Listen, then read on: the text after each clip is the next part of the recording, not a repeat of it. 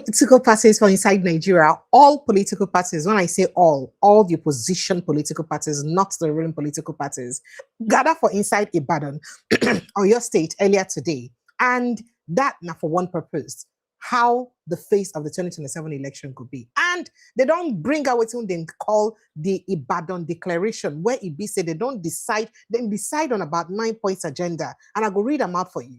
Say, first of all, the most important thing I say, all opposition parties must come together to take one unified candidate. That now what's in the say they don't talk. All opposition leaders go, or opposition parties go take one unified candidate. But in the midst of all of this one, Peter Obi Kwankwaso name come the trend. Waiting come make their name the trend. A lot of people don't they talk say the feelers then what did they get for inside this meeting? It be like say there is a possibility that they may be towing towards the Obi and Kwankwaso ticket, understanding that P2B would only do one term and then Kwankwaso will continue from there. Could this be true or just rumors?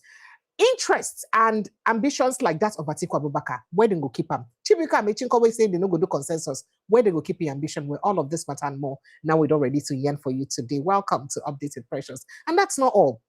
A particular former senator from inside Nigeria, from western region of Nigeria, don't talk something with the very alarming what I would like me to talk about. Now, according to a television program where for inside Impact Television, in talk say the bane of our problem, the root of our problem for Nigeria. Now, from that speech where we say Sir Ahmadu Bello make for October 12, 1960, that speech said I be the real root of Nigeria insecurity today. Why Ingo talk that kind of thing? Wait to make him talk that kind of thing. All of these issues and more, now we're going to look at today for Inside the Show. Welcome to Updated Precious. It always give me joy to bring on our updates of everything really happened for Nigeria. I'm going to take a small break. When we'll come back, we'll bring on a download of all the updates.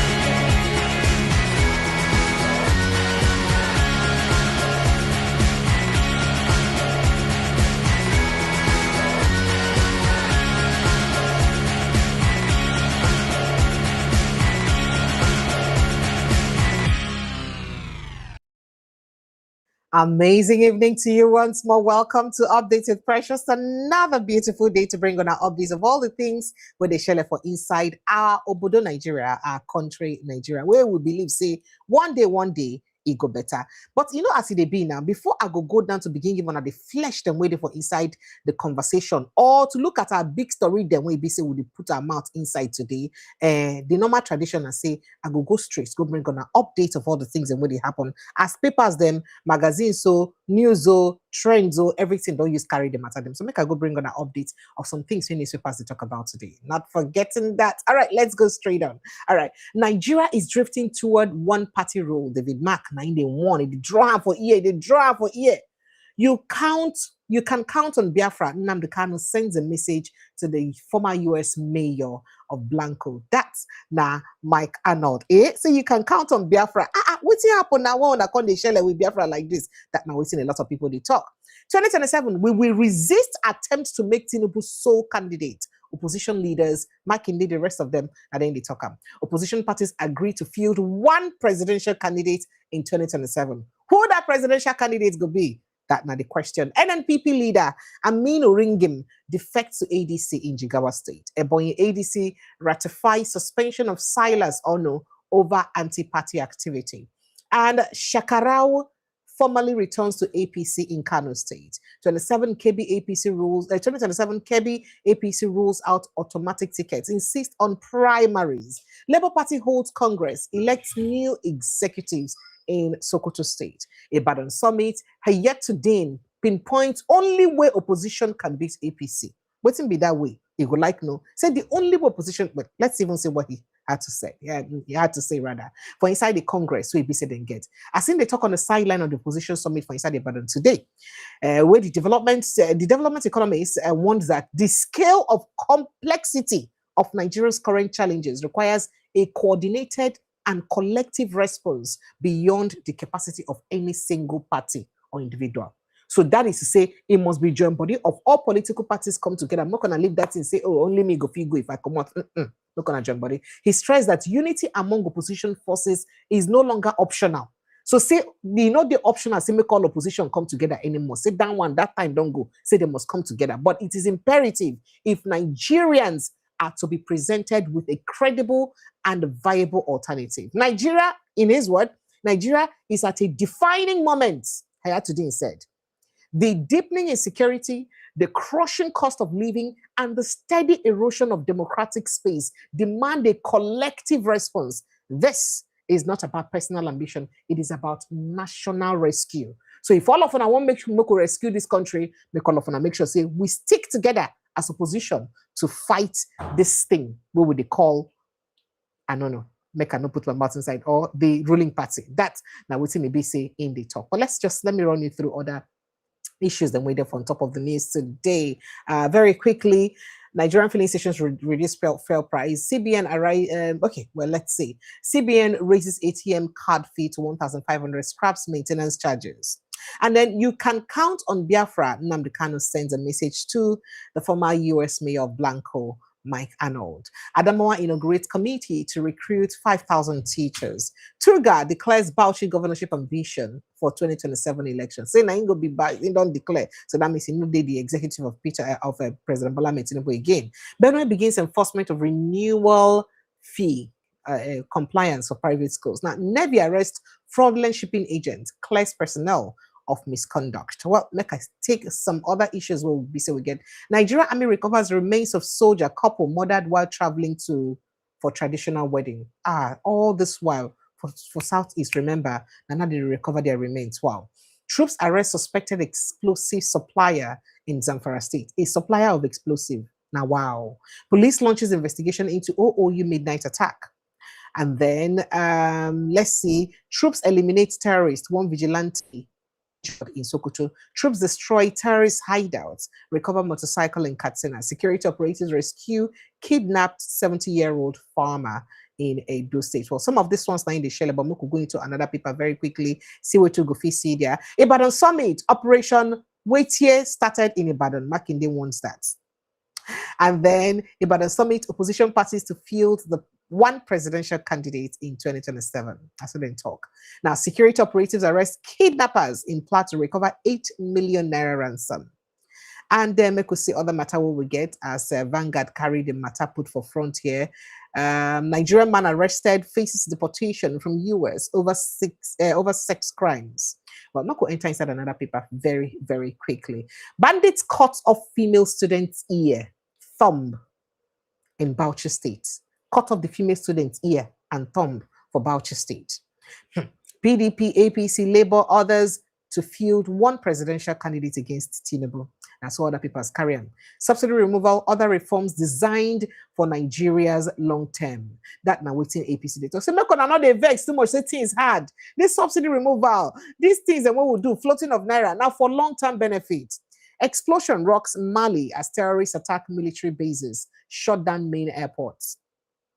I joined APC to seek help against bandits in Zamfara. Governor Lawal, now they talk this one. Say, what's it make me to join APC and I make up of me get help so that I go fit eliminate bandits there from Zamfara State. Wow. Opposition parties demand INEC chairman Amokpito's resignation over alleged partisanship in favor of ADC. Well, that's called, they don't call them says, but when ABC it go happen, a lot of people know. But we could see other story them where they happen sharply before we get straight into the matter of the day, because we get a lot of things ABC want to talk about today as evidence, like a breaker says. So, say that Ibadan convention happened today. Oh, by the way, remember say, then me talk say there is statement where they credited to Sunday Igboho when he talks say make P2B article, they don't even think of campaigning for inside Yoruba land. But guess what? As P2B land inside your state today, now people come they say not gonna call Sunday Igboho. He doesn't P2B. He dey here. Not gonna call him make it cause he's in a P2B day here for inside Ibadan or your state. Not gonna call him make it cause P2B. Now people say why you guys being petty? Why? But let me go through. APC Tinubu have finished Nigerians with hunger. Even Yorubas will reject party in 2027. Isaac Faishe reacts as P2B visits Ibadan, slams Igboho over past remark. Now, governments that cannot guarantee security of life and property of its own citizens has forfeited right of existence. Obasanjo 9 talk this one. And this one, it get us to be make a take again. They say government will not guarantee the security of lives and property of its own citizens. Say that government don't really forfeit in rights to existence. That means the government not supposed to exist again. Ew! Now, this is no longer incidental but troubling pattern. P2B raises concern over repeated restrictions on his academic engagement in universities. Say then they continue to stop me from engaging in what's happens. See this one now a pattern. Okay, for your own personal money, where you won't give that. Now waiting a lot of people they talk. Moving on, this opposition parties to field one presidential candidate in 2027, PDP National Chairman Taraki. I will show you when he talk. Massive crowd as Peter Obi attends opposition leaders summit in Ibadan. I will show you that. And then Nigerians have embraced slavery as politics, as their own politics. You know, Hibe Effiong reacts to Akpabio's daughters sharing Tinubu's campaign cap as beneficiaries chant, Nadia Mama be that oh for small picking. We know that, and she said she don't reach 25 years old. That now waiting people they talk. I know, not be me bola. Now, Nigeria rewards looters with highest honor. Hussein Rufai reacts to chieftaincy title conferred on Tinubu. Yay, yay. We have been chased out of our homes. Kwara residents protest against incessant kidnappings, demand action. And then man wearing Tinubu campaign cap, struggling to take selfies with Peter Obi, and that particular incident sparks a lot of reaction. But no, I'm not playing that. I'm not playing that. I'm not doing that petty thing. I'm not playing that video. APC Kano government distributes pants with Governor Yusuf's picture to women in as 2027 campaign materials. I was so shocked when I saw this particular video, and I was like, but I can't play you that video. I'd rather show you pictures so you see them. People say, is that the new law that we're not distributing pants to people like branded pants? So, God I beg you. Okay. Well, ADC uncovers plots by APC to disrupt party summit in Ibadan, condemns action. Tinubu government guilty of Christian genocide in Nigeria. Arrest him and his officials. Mike Arnold tells US Congress. I think I told you this yesterday. Health is critical for development. P2B donates 10 million naira to Malakia College of Nursing Sciences in Bauchi. And then Iran-US war. I think I don't tell I'm waiting our president talk about Iran-US war now, so no need to repeat them again. I think we talked about this yesterday. Let's see what we have here. Nigerian Nurses Forum condemns assault on senior colleagues at FMC Abeokuta, demands urgent police protection. And Oyo Police Moteku arrest 6 Fulani men, leader for suspected kidnapping, recover weapons. Wow. Lawyer Ade Buruwa says Lagos government's sanitation lockdown is illegal and unconstitutional. Remember, say if you did for Lagos State today, they hold environmental sanitation for 2 hours between 6:30 to 8:30 a.m. this morning. And that case also to be not litigated. I think an appeal court passed the judgment. I think I remember it was Justice Judge Will that passed that judgment that time when stopped that restriction for sanitations, say inode legal and all that. But again, Lagos state government don't start them again. And I guess that's what Adegborowa is talking about. Nigerian church owned Crawford University expels students for challenging draconian policies, dilapidated facilities despite huge fees. We'll pay plenty money and a church gets you. Why EB say we want to treat us like secondary school? Why EB say facility need to work? Then they suspend them. Woman dies after doctor forgot scissors in stomach during surgery in Lagos. Sister demands justice. You see this story, I was almost in tears while I read it. Somebody went for fibroid surgery. Next thing, forget scissors. And then the hospital get mine, they post her. This is so sad. Nigerian Navy dismisses personnel after 4 years of absence, warns public. Opposition parties, I think I told you this already. Anambra Police Command raids cult den, arrest 8 suspects, recovers hard drugs. And Air Peace announces flight delays, leaves passengers stranded, blames aviation fuel crisis. African Union condemns fresh attacks in Malian capital, says civilians at risk. Not just the attack in Malian capital. Have you people seen what is going on in South Africa? African Union, not gonna see what's going to happen for South Africa. What is the union about if you guys cannot speak against what's going on in South Africa? African Union. Can you guys please speak to what's going on in South Africa, where Africans are being murdered, killed, dehumanized because they decided to relocate from one place to another? Meanwhile, the South Africans in all of these countries where they're stripping their citizens of humanity are still in those countries, safe and sound. So African Union, speak up about those things. Not the only coup and other things on Asabi talk about. Well, I commend you guys for this one, but please speak up about what's going on in South Africa.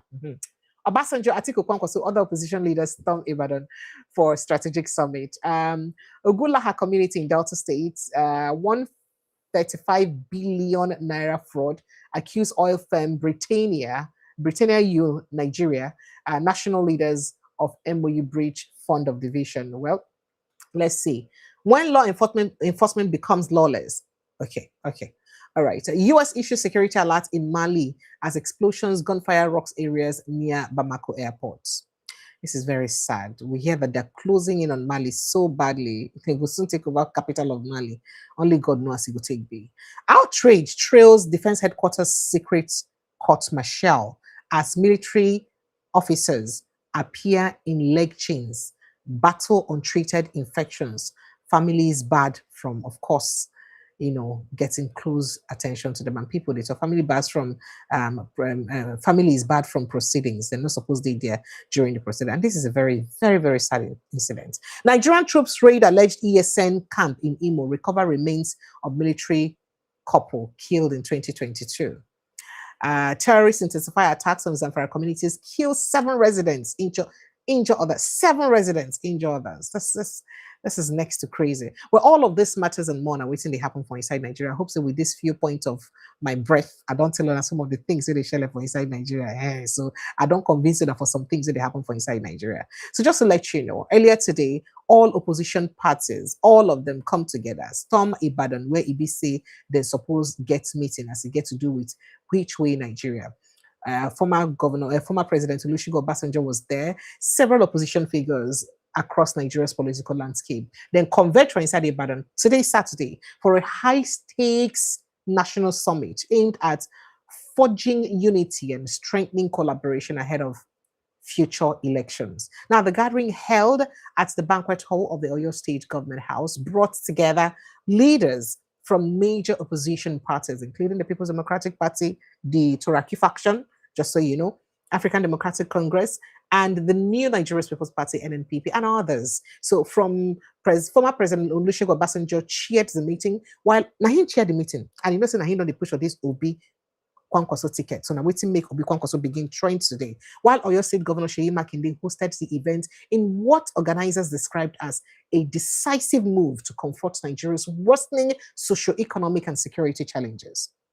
Now, the summit themed that the summit, which is themed that we may work together for a united opposition to sustain our democracy, now the title, that we may work together for a united opposition to sustain our democracy, is seen as a bold attempt to realign opposition forces and present a formidable front against the ruling establishment. Now, in a statement shared via the PDP's X handle, account, officers said the meeting serves as a strategic response to the nation's deepening crisis, stressing the urgency of coordinated political action. Former Vice President Atiku Abubakar was there. He confirmed his presence.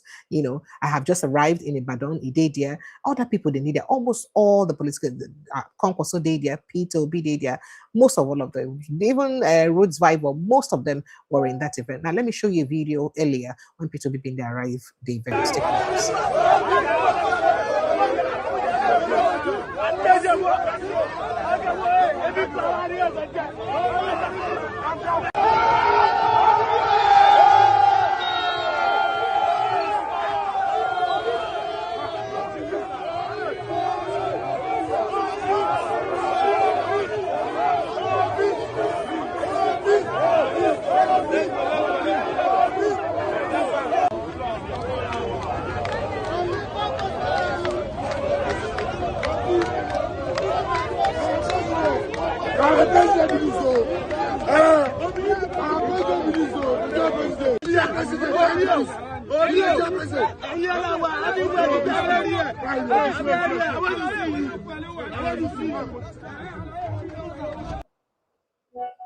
Well, on I don't see I'm not so the matter take share today for inside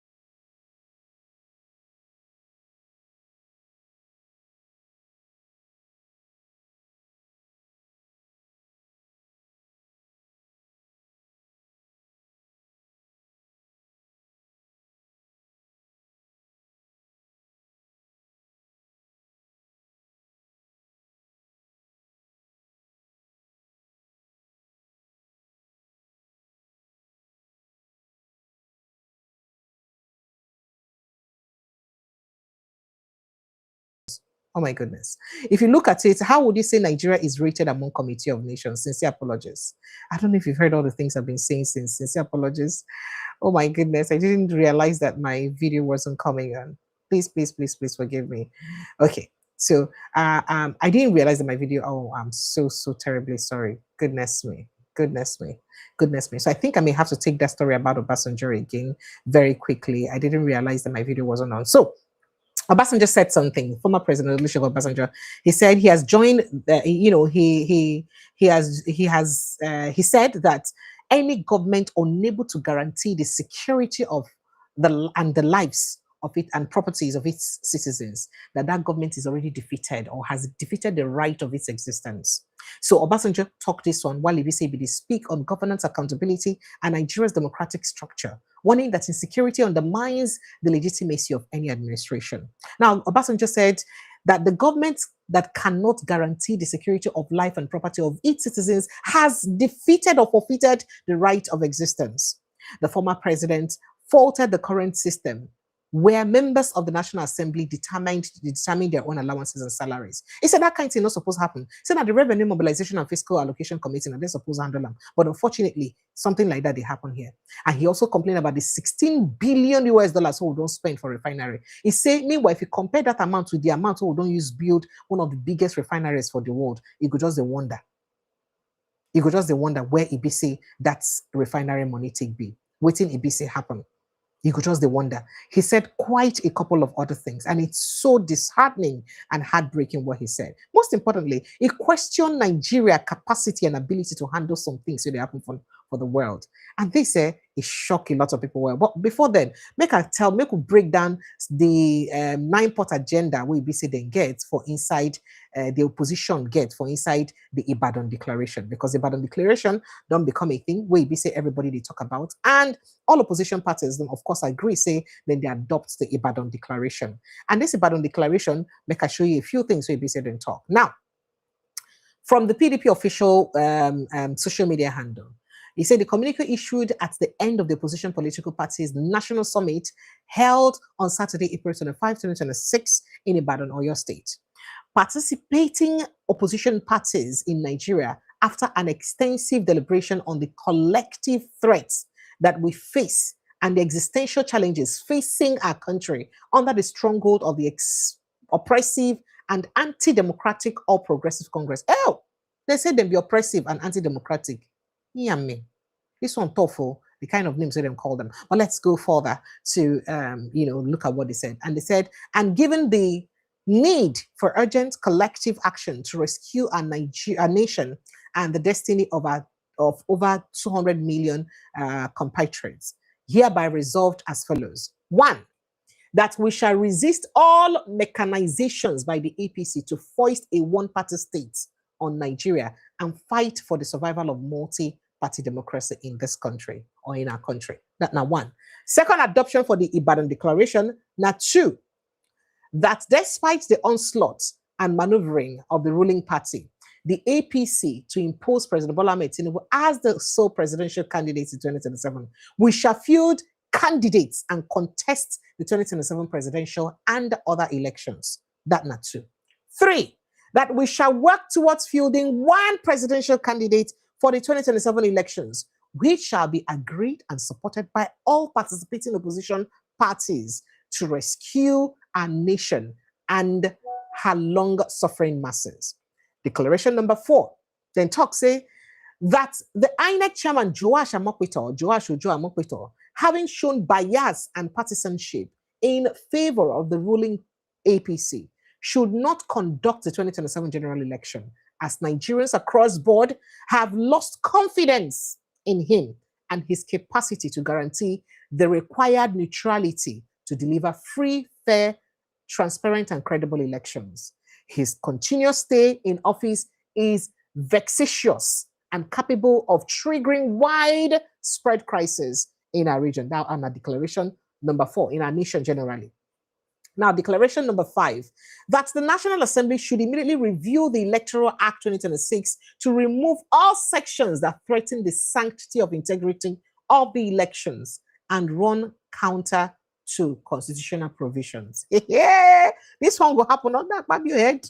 Okay, declaration number 6, that all leading politicians that are being detained or harassed on bailable offenses be released with immediate effect and allowed to exercise their fundamental rights of participation and inclusivity as Nigerians. Now, number 7, that we consider the recent guidelines released by the INEC as obstacles deliberately engineered to impose conditions and deadlines on the opposition parties. We therefore demand that INEC extends the deadline for primaries till end of July 2026. Declaration number 8. The summit commends Nigerians for their resilience and readiness to work with opposition parties to free our nation from state capture. Declaration number 9. The National Summit of Opposition Political Parties thank the Oyo State Governor, Engineer Seyi Makinde, and the people of Oyo State for hosting the epochal event. That's what they used up on. Chairman of participating opposition parties, now puts this matter together. That's what they use sign them. So it is signed and sealed. That is what they had to say. Now here, Oga Turaki read some part of that statement earlier. Take a listen. The APC, to ensure that President Bola Tinubu emerges as the sole presidential candidate in 2027, we shall field candidates and contest the 2027 presidential and other elections.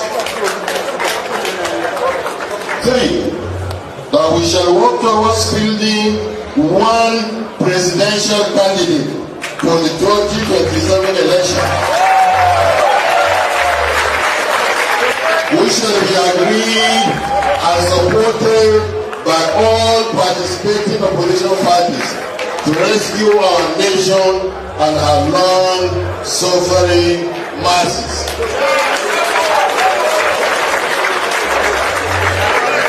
So, the INEC chairman, Professor John Shojo Amopitan, having shown bias and open partisanship in favor of the ruling APC, should not conduct the 2027 general election as Nigerians across board have lost confidence in him and his capacity to guarantee the required neutrality to deliver a free, fair, transparent and credible election. His continued stay in office is vexatious and capable of triggering widespread crisis in our nation.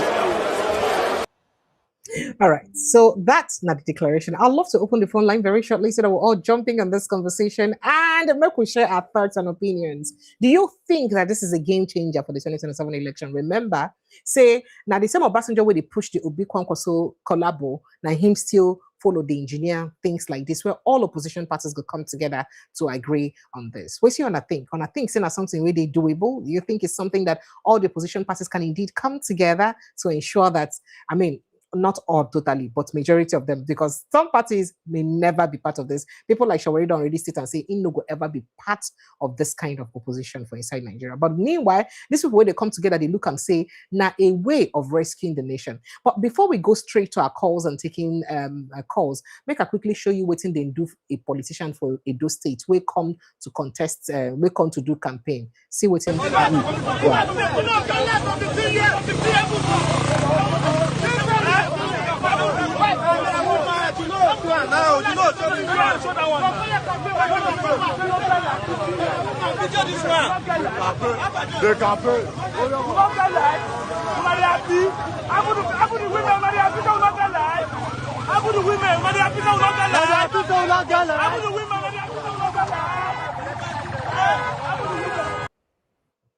All right, so that's some youths from inside Edo State come together. They stop the politicians. Say say waiting. They even do a banner for themselves. Say they no go agree. They work, you never do anything. Waiting one campaign for. But on the other side, make I show you waiting. They say Kwara State people then talk. Kwara State people hold protest today. Say they don't tire to bury people. The insecurity for inside their states don't too much. As most states don't, and most villages for inside some particular local government areas don't they deserted because of insecurity. But the governor, they there, nothing they be said, then they see where they do.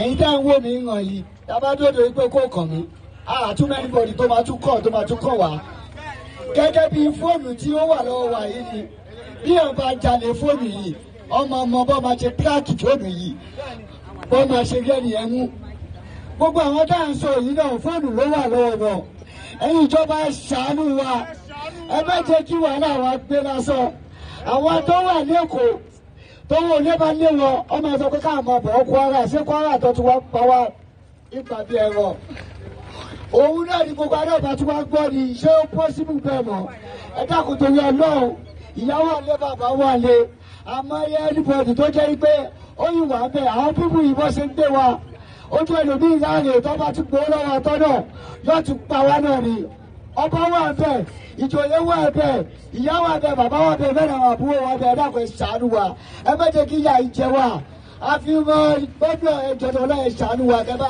sunkún ti Tinubu lọ́rùn ẹ dákun tó kọ náà ẹ jẹ́ ṣàánú wa àwọn tẹ̀mí òtún báyìí lọ. ẹ jọ lórí ọ̀rọ̀ insecurity tó wà nílẹ̀ yìí ó ní èmi bẹ́ẹ̀ kí àwọn kan bá àwọn ọba wa sọ̀rọ̀ kán dákun torí Ọlọ́run kán jọ kán ṣàánú wa olóko kò lè lóko mọ́ olódò kò lè lódò mọ́ àwọn tí wọ́n tún dàbí ọ̀dọ́ tó tún wáyé láti Èkó tó tún wá ń dúró tí àwọn ìyá wọn àbá wa ń lé wọn ò torí ìwọ̀n kan ṣe mọ́. ẹ wo ní àná alẹ́ àná mọ́júmọ́ ìjẹta mọ́júmọ́ àná odidi fámìlì odidi kan ni wọ́n gbé lọ àwọn ọmọ kókó wà lọ́wọ́ wọn wọ́n kó wọn lọ ilé ẹjẹ́ kò tún ẹkún fún ọgbọ́n wa gan ni. ẹ wo láàrin ìjọ márùn-ún sísìn báyìí ẹ wá dúró àwọn àtọ́ kó nífẹ̀ẹ́ lójú ẹ wo láyínká ọba ìlú ọba aládé wọn gbé àbá ẹ wo bí ó ṣe ń ṣe wá kò tẹ́ wa lọ́rùn ẹ dákun ẹ ṣàánú wa ọba Yorùbá ni wá ọmọ Yorùbá ni gbogbo wa àwọn ọba wa ní ọba àlùtà wà yìí àjàṣe èkó ọba Yorùbá ni wọn ìgbómìnà ni wọn ọba àgbàjà ọba Yorùbá ni wọn ìgbómìnà ni wọn ẹ dẹ́kun ẹ̀yin ọba wa ẹ ṣàánú ẹ bá wa pera yín jọ kẹ bá Tinubu sọ̀rọ̀ kan fún wa ní security tó bá a ṣe bọ́ sí i ẹ wo ní sí báyìí láti ọ̀nà baba ńlá tóbi dé òkè ọdẹ ìgbàjà ìlú ti tú kò sí ẹ̀hàn kan lù mọ́ ẹ lọ wo ìlú kò sí ẹ̀hàn kan lù mọ́ ẹ lọ wo Yàrúbà yìí kò sí ẹ̀hàn kan yàrú mọ́ ẹ lọ wo Láyínká ìlú ti mọ́ kò sí ẹ̀hàn kan bẹ́ẹ̀ mọ́ ẹ lọ wo Olú àgọ́ ẹ lọ wo gba ìlú yìí ìlú tó ti kàn gan ẹ̀rù ń bà wọn wọ̀n lé gbélé mọ́ kò síbi tí ó bẹ́ẹ̀. Right, so it's really so sad to see the pain for people's eyes. And do you really blame them when people are this pained and angry? You no go really blame them, because how can you once have a village and no longer have a village all of a sudden? How can you no longer travel to your homes? How can you no longer live in your homes? It is very difficult for anybody to cope in this kind of situation. Still speaking about the insecurity for inside the country, I came across an interview for Inside Arise Television when Ibi say a citizen of Chibok community or an indigenous of Chibok community been talk about some things when think we make the insecurity that persist for inside Chibok. And he said something about the body language of the people in power, like say then even they support the insecurity. It was shocking to see on national TV, but I just picked out that. Take a listen. Let me make a small correction. I beg your pardon. We didn't stage a protest. We had a press release, or what we also call press conference. And as you can see, the real picture which you display consists of all our women and we that were available on that day. So we expressed serious. In fact, if ordinary people see, I can describe us as a protest, really, but it wasn't protest. We just came and released our grievances, released our plea to government for them to interfere. So that's the correction I want to make in that regard. Good. Deliberate in the sense that, in fact, to us as Chibok nationality, we talked even the arrival or Boko Haram started their carnage because of our tribe. The reason was that they started this carnage since around 2009, but from 2011, even some of our citizens, Chibok citizens that were in Maiduguri at that time when they didn't even become so widely known, they've been moving from one point to another where Chibok people were either having trading or artisanship or doing their handiwork, they will go and kill our people, Chibok people in particular. Now, when they started to, escalate, all of a sudden, in 2012, they came and attacked Chibok. Even at that time, none of the villages around Chibok, apart from Maiduguri itself, none of the villages known about Boko Haram. But around 2012, they came to Chibok, killed people, and kidnapped some people. Now, the thing is serial.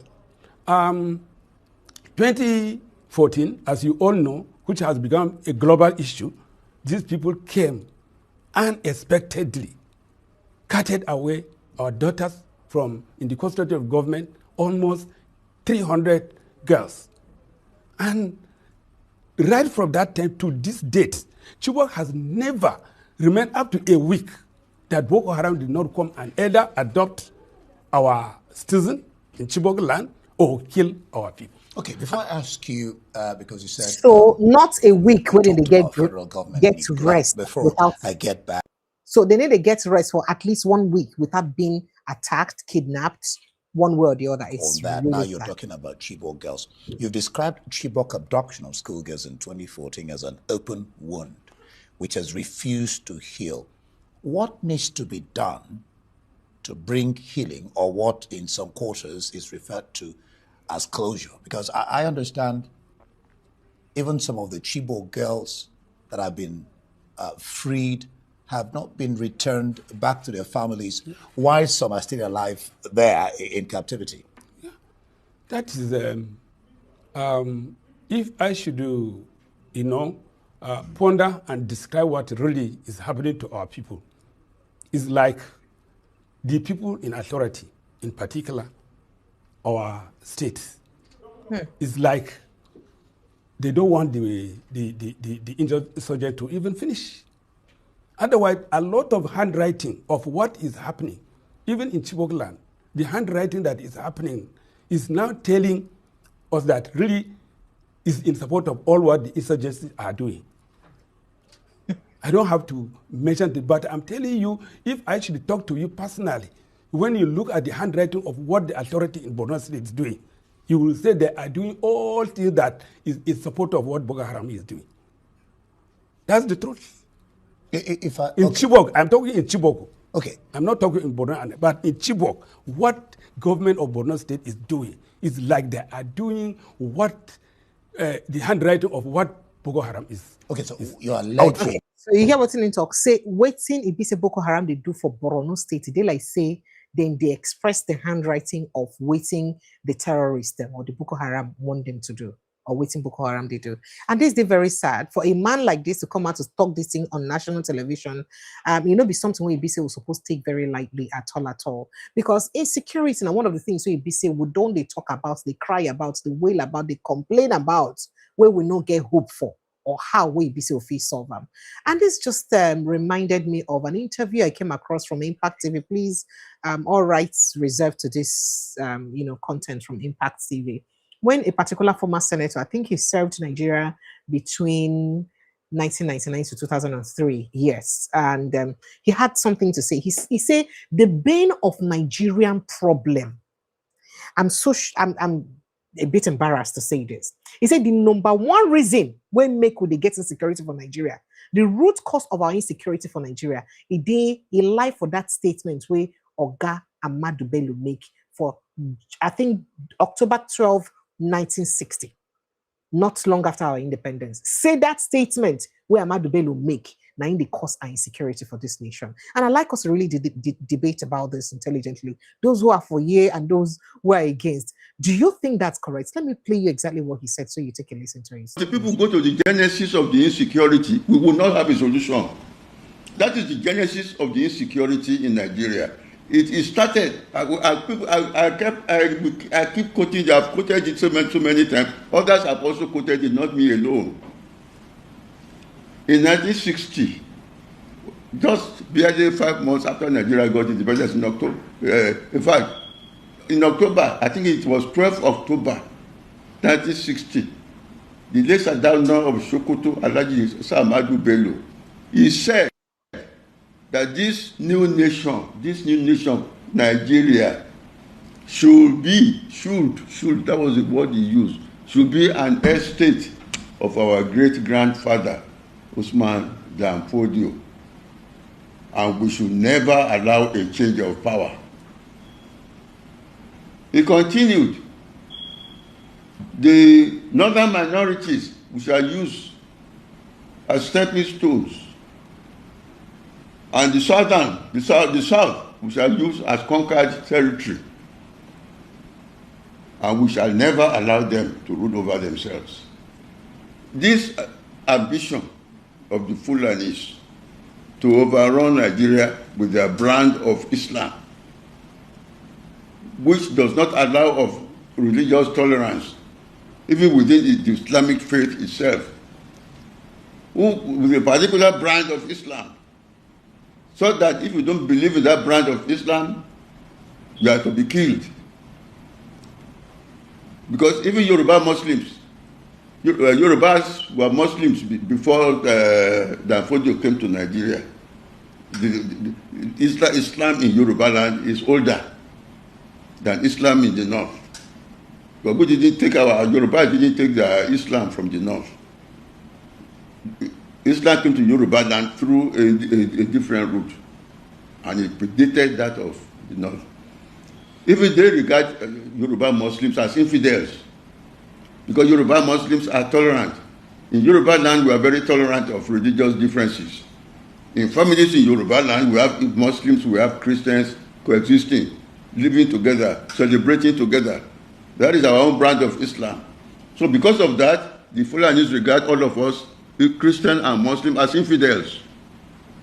Because if you are a true Muslim, you are not supposed to live happily with a Christian. You are supposed to kill them. So I'm saying that those of us who think we are targets to be killed,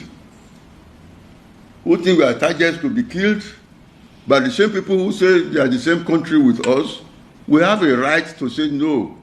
We want to a place where we can live our own life peacefully. Without being afraid to go to bed at night, that some people might come and burn our villages and kill us and rape our women.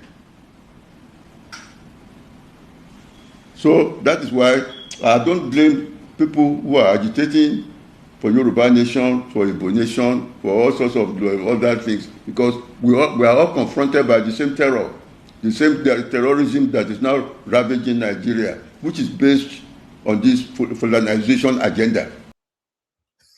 Okay, so we've been hearing a lot of people say this, and quite a couple of people don't talk this for inside this platform before. But to hear somebody will be a former senator, he was a former senator, I think, representing, Ogun Central Senatorial District, as it were, Ogun Central, between 1999 to 2003. To hear a former lawmaker talk this one with a mouth, and I kind of wonder, he was a lawmaker. Why they not talk this truth that time for inside their Senate that time? Why did they not make this? And how many more Nigerian politicians are aware of this? First of all, is it true? Is it true that this thing Wayne talk say, now this whole statement by Ahmad Bello might be the bane of our problem for Nigeria? That's not correct. Now, a good way to put waiting with the go through for Nigeria. And that's why I thought that it's very important for us to have this conversation. Phone lines are open, Nigeria, 0817-029-4077. No, don't call the WhatsApp line. Don't bother. Just click on the link on the pin post and get straight into the studio. Let's discuss this conversation. Please click on the link for inside the pinned post. The link will bring you straight into the studio. You can see the post highlighted here. So just click on that link to bring you into the studio to join the conversation. If you call, you may not get everything that you're talking about. So I know we could get a distorted conversation. Olumide, good evening and welcome. T.Y. Danjuma, good evening and welcome. Thank you so much for joining us. Thank you, Precious. Hi, Olumide. Welcome. Go ahead. Let's hear you. Shoot. Thank you, Precious, for your broadcast. And thank you for all you do. T.Y. Danjuma, how are you? And the listeners. So going straight to your point. It's Senator, not just no. You can talk about every other thing that we're talking about. Yeah, today. So okay, let me address Senator Okorumu's statement. Okay. If I got his name right. Yeah. So I don't entirely agree with what he's saying. So So if Ahmadu Bello made a statement, and that statement is the singular thing that is responsible for or for what is going on right now, it's just really it's for me it's just hypocritical. For me, I find it to be Why very do you very think it's hypocritical. hypocritical? Let's I discuss mean, it. let's let the blame You where do the not think that let's that may see have driven an let's agenda? let the You know what? blame where the No, blame is. So okay, go. who is Kingsman? Hmm. Is Kingsman is the president of the country right now. Is it not He your should own let the he husband? should, he should Whether or lay the not blame he make should lay blame the like blame this. where the blame is. His Eh. kinsman is the president of the country, which is also my own kinsman. You understand? So let's just say the truth plainly the way it is. But So this same your is own who is kinsman stopping have the also said kinsman? that they are saying that there are people who are bent on making this country ungovernable because of the coming election. That's what they've said. So that means clearly there may be an agenda to make him, looking, So if the yes, Fulani person has an agenda, and and and that agenda they have been hatching and plotting to somehow take over the country based on a statement that one of their forefathers made earlier on. Is it now who now? I mean, who now will who has allowed the other tribe, the other ethnic group to open up their eyes to allow um this prophecy or whatever, how do I put it, to come to fruition? I don't How do understand you you. you understand? I So don't. how do you then open up your eyes, you Eh. other members of the other ethnic groups, to allow this prophecy or to allow this statement come to fruition by enabling such thing to come to pass? You understand? I still don't understand what you're trying to say. So what Please. I'm trying to say now is that Mm. I don't believe that that statement by Amadu Bello is responsible for what is going on right now. I think what is going on right now, whatever is responsible for what is going on right now, is whoever I'm going to hold responsible are corrupt elements in that country. Corrupt elements in that country. Currently, the president is the number one person. Tinubu Mm. himself is the number one person. But the insecurity in Nigeria precedes Tinubu's administration. It didn't start with him. It didn't start with him, but he latched onto it. You understand? He latched onto that insecurity and now is feeding off of it. How do I explain that right now? How? When Boko Haram started during Jonathan's administration, Jonathan's administration, you technically. understand? That is why I'm saying that, see, the politics, the way you play your politics is very, very, very key to how you develop and how you lay the foundation of your country. Why am I saying this? That is why I always say that Awolowo today was a very, very shining example of how politics should be played in a country. That is that part of our history that people have not really looked at. What do I mean by that? When Awolowo was rigged out, this man, when he campaigned, you saw the way he campaigned, you saw the way he won election in the and won the house to govern the Western region then. And then when the Midwest region felt they were maligned, they were marginalized in the ways that Awolowo governed the Western region.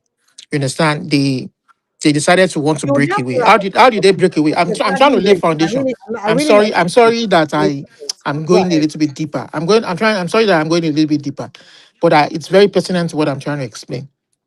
When the Midwestern region felt maligned, they they engineered a referendum and they broke away. Awolowo did not oppose it. Today, we know today that look at what Igbo people are trying to do, and look at what the rest of the country is trying to do to them. They don't want to allow them, you understand, even exercise their referendum to want to separate or give them an opportunity to say, okay, you understand. So I'm saying that Awolowo was a true Democrat. And when they did the election, they rigged him out. We didn't allow true democracy to play its way. And then the first coup came. You understand? And then since then, Nigeria has been the way it is. So the way Obi is playing it right now is what I expect a true Democrat to That play. hasn't answered the question. I mean, I'm So sorry. what I'm saying right now is that Everywhere and you have when so what I'm saying right now is explain that to us. Okay, so it's leading me to where I'm going. Just be patient. In no, now 2015, in you hit 2015, them now. in 2015, make I hit them. In 2015, we thought Jonathan wasn't doing well. The whole country wasn't happy with the way he was running the country. But going to bring terrorists or Islamists from other part of the country, so from other part of the continent, to come and invade your country just in case he didn't hand over. That's why I'm saying the foundation of our democracy was very corrupt. Because they were ready. They were ready that in the case that they didn't hand over in a free and fair election, they were going to overrun the country. Who were those who brought these mercenaries from other parts of the country? It is very clear. Buhari, Ehen. Tinubu. What tribe is Buhari? Let me mention their names. See, if Uh-huh. people are Go ahead. shy of mentioning their names, Okay. Buhari, Okay. Bakari, Shoyinka, Mhm. all of them they were part of it. Let's don't lie. Okay, sir. Okay. Let me So let the me. person I'll be that they one more. used to make the Let me president, attend to something. Give me one what moment. tribe is he? Olumide.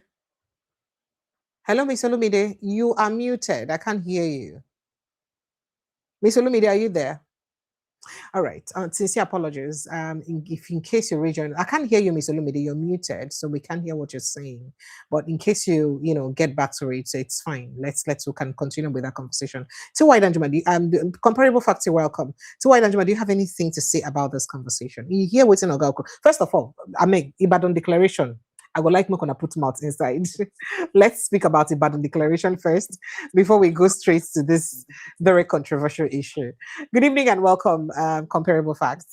Yeah, good evening, Precious. And like I greeted you earlier, we're looking forward to seeing you tomorrow. Okay, we will Hey, give you some basso. So get ready. I know you can handle it, Precious. I trust you. So get ready for that. Okay. they do you more. You know, not say I know all. Say short people get hot temper. It's okay. We are waiting for you. All right, no problem. Go ahead. So Um, yeah, I've not really read everything, but I was surprised when I saw the congregation at the Ibadan today. And what surprised me is how the welcome will be, in the southwest, particular or Ibadan. So my question to what's his name? What's the name of that guy? The pardon? Olumide. No, not Olumide. The one Tinubu pardon, the one that was championing Yoruba nation before. Igboho. Igboho. Yeah, didn't he say that Obi should not come there? So You shame guys to should you. So stop look, now. what He are you gonna didn't come do? for campaign. They came for a It does. meeting. It doesn't matter. He said Obi It's a shouldn't different step thing. in Yoruba land. So no, it's not to you. I'm directing this to you. What are you gonna do? Obi was in your territory and nothing happened. Everybody see how they welcome Obi. I mean, look at other ones. Purpose, everybody was there. Atiku. They didn't even care about them. I mean, they welcomed them, but look at the enthusiastic Did people. you not see the comments on social media where they say P2B they use Ibadan team, they do show. Every other person came in correctly and they're That's leaving their quietly. problem. That's their problem. P2B is using it I to do so. mean, So do you not think that, Precious, sir? you can't buy something that is authentic. People love Obi. I'm not saying whether he's going to win or not. The man had a charisma, what I call a presidential, a political charisma that you can't deny. There's nothing you can do about that. He can't change. He can't put a lipstick on somebody, and the person change. It's just like putting a lipstick on a pig, and a pig will be looking beauty. That's not going to happen. Obi has it. Tinubu doesn't have it. No other Nigerian politician as of today has the kind of grassroots, likeness to be have. Whether he win or he don't win, but the man has it. So anybody can say what they say. This is what I believe. Look So the way they what's your welcome. take? What's your take on the 9 declaration that they made in Ibadan? I'm not going to comment that much because I have not listened it. I just saw the video for being welcome, so I can't comment it. I wanted to comment about Amadi Okay. Bello So stuff. one of the things they said is that one, the most important, I dare say, but almost everything they said is important. They said Okay. that they would have that all opposition parties will come together and have a united front, that they will field a consensus candidate. I mean, a unified candidate So to let me back ask you, the president Precious. in I'm sorry to 2027. I'm sorry to truncate your narrative. Is it the function of PDP the marking day function, that is joining this Yes, this yes. coalition. The Not interactive mark in the faction, yes. okay, not that idiot function, your brother. No, no, I excuse your language, sir. Yes, he is. You didn't say it. I say it. Tell them that I say it. Well, that's up to you. So that's one of the things they said. And then again, they said that that they will resist all machinations by the APC to foist a one-party state on Nigeria and fight for the survival of multi-party democracy. They also said that despite the onslaught and maneuvering of the ruling party, the APC to impose President Bola Ahmed Tinubu as so candidates, that will make sure that they field a presidential candidate that would go. And they now agree that they will adopt one candidate that all of them will support. And they said that they don't want Joash Amakweto to be the one to conduct the 2027 election because he already shows that he's biased and he does not have the capacity to conduct a free and fair election because of the things he's done. And then they said the National Assembly should, with immediate alacrity, review the Electoral Act 2026 to remove every clause that they put there will lead to rigging election. They said quite a lot of other stuff. But let me. So my question is that this unification, is it going to be under ADC umbrella? Are they adopting ADC at the So party? right now they're not saying anything. You know that we don't even know if there is ADC anymore with what is going on. So I guess they know what they're doing. I don't know. Okay, unless you want me to go, unless you want TY that you want to go, I wanted to comment about Amadu Bello. Just go ahead. Go ahead and do that. Okay. I think I beg to You are a disagree with landlord you. in the year, wait. Yeah. Go ahead. I'm sorry to laugh.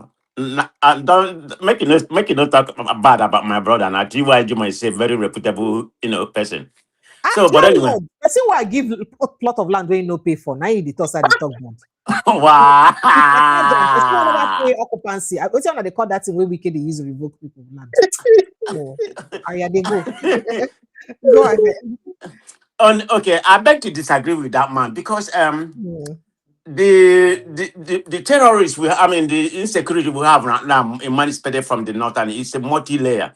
Okay, are you going to say what Amadu Bello said in the early 1960s about the Igbo that want to conquer every part of Nigeria? Are you going to say that's attributed to the civil war? No, I don't think so. Are you touching the core of what he said? Remember what's in talk. In talk, say that statement where Amadu Bello make, where he talk, say Nigeria are the land of their fathers. You understand? The Middle East, be the northern minority, they will be conquered nations. The northern minority, are they conquered or not today? Oh, okay. I'm not familiar with that statement. I'm coming. Oh, you should have, asked. Let me play the video again so that all these things are not going to hear from my mouth. No, you can tell me. You don't have to. I don't want you to waste your time. No. I can play the video. We have time. No vex. Okay. Make it hear again. But if people go to the genesis of the insecurity, we will not have a solution. That is the genesis of the insecurity in Nigeria. It started. I keep quoting. I've quoted it so many times. Others have also quoted it, not me alone. You can't hear. No, maybe it's my. I'm at the phone. I'm outside. Maybe I'm at the phone. Maybe you should use another device to watch it, please. It's very yeah. So please do so. So I'm playing it again for the purpose of others. So please kindly use another device to watch. Okay. Go ahead and keep on playing. Let me get into another device. That is the genesis of the insecurity in Nigeria. I'm going into while I listen to that. I don't know why I can hear. I keep quoting. I've quoted it so many times. Others have also quoted it, not me alone. In 1960, just barely 5 months after Nigeria got independence in October, in fact, in October, I think it was 12th October 1960, the late Sadana of Sokoto, Alhaji Amadu Bello, he said that this new nation, Nigeria, should, that was the word he used, should be an estate of our great-grandfather, Usman Dan Fodio, and we should never allow a change of power. He continued, the northern minorities we shall use as stepping stones, and the south we shall use as conquered territory. and we shall never allow them to rule over themselves. This ambition of the Fulanis to overrun Nigeria with their brand of Islam, which does not allow of religious tolerance, even within the Islamic faith itself, with a particular brand of Islam, so that if you don't believe in that brand of Islam, you are to be killed. Because even Yoruba Muslims, Yorubas were Muslims before Danfodio came to Nigeria. Islam in Yoruba land is older than Islam in the north. But we didn't take Yoruba didn't take the Islam from the north. Islam came to Yoruba land through a different route, and it predated that of the north. Even they regard Yoruba Muslims as infidels, because Yoruba Muslims are tolerant. In Yoruba land, we are very tolerant of religious differences. In families in Yoruba land, we have Muslims, we have Christians coexisting, living together, celebrating together. That is our own brand of Islam. So because of that, the Fulanis regard all of us, Christian and Muslim, as infidels. Because if you are a true Muslim, you are not supposed to live happily with a Christian. You are supposed to kill them.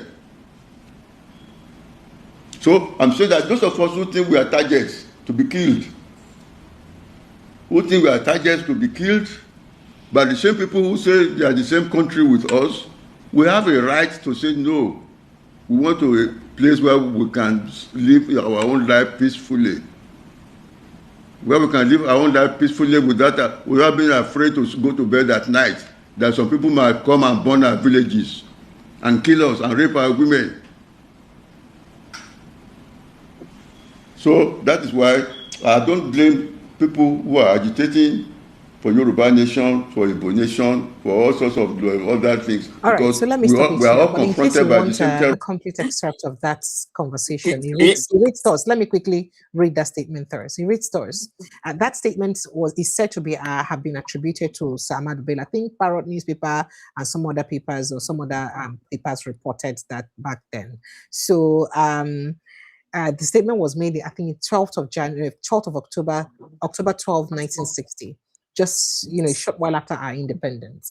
And it reads thus: the nation called Nigeria shall be a state, or this new nation called Nigeria shall be a state of our great grandfather, Othman Danfodio.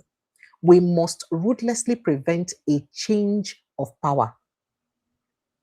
We must use the minorities in the north as willing tools and south as a conquered territory, and never allow them to rule us, and never allow them to have control over their future, over their own future. That's a statement. And this man now, former senator, is saying that this is the root of Nigeria's insecurity problem. And you said that you don't agree with him. And I'm No. asking I have a right to change my mind, because I've never, wait now, my sister, I've never had this before. It's okay. Yeah, Nyendeba, we are together now. Okay, having said that, having said that, I've never had this statement from Ahmadu Bello. The only one I know about, the one he said the Igbos, when you bring them here, they want to dominate and all that kind of things, that's the only one I had. But I didn't know he made such insidious statement. Yeah, I can say it's very it was. popular. And I think that was the day somebody even called attention to that post, to this statement on this show here. Somebody said it on this show here.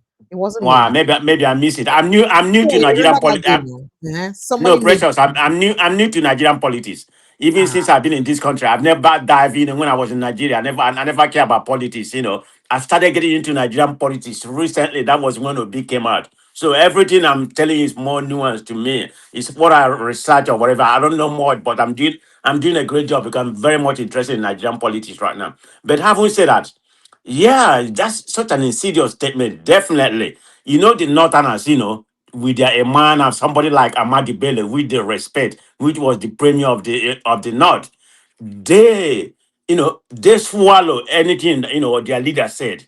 This is how they believe. They're not like we from the south, Can we, or can we comment? Can we comment respectfully, please, so that we don't speak against the tribe or anything? Okay, okay. No, no, Let's no, just no. let's just deal I'm with not this trying to as, debate. What I'm as, saying, as intelligently as they possible. believe in whatever their leaders say. They are not Republican like we are over there. We make our own mind. It's just my own personal opinion. I'm not trying to, I'm not trying to insult them, but it's what I believe. A lot of them. I won't say generally all of them. So, but having said that, yeah, I believe that may have contributed, maybe the genesis to a certain degree, but that's not the only reason why we have insecurity. The insecurity in Nigeria right now, the root cause of insecurity in Nigeria is more layered, than just that. It may be the origin to a certain degree, very minimum in my own opinion. I will go back as the military, the military coup in 1966. That was part of it. The Nigerian Civil War, I think from 1967 to 1970. I think I'm right. Do you have my number right? Just go ahead. From okay, then there's I know Sabi old woman, but I never old rich like that. But I understand politics enough. So go okay, the ahead. collapse and trust between the region and ethnic group. That was part of it. And another thing, this is just my own personal opinion, okay? What I consider to be part of the insecurity we're having right now, is the centralized power under the military rule. When the military, govern, they weaken the local accountability, the structure. Security become highly centralized, particularly in Abuja and Lagos. I mean, I can go on and on and on. The oil boom, neglect of agriculture, rising corruption, I mean, youth unemployment, with policing, corruption, government, economic crisis. All of them contribute to the insecurity we have right now. Of course, you have what I consider to be the modern insecurity.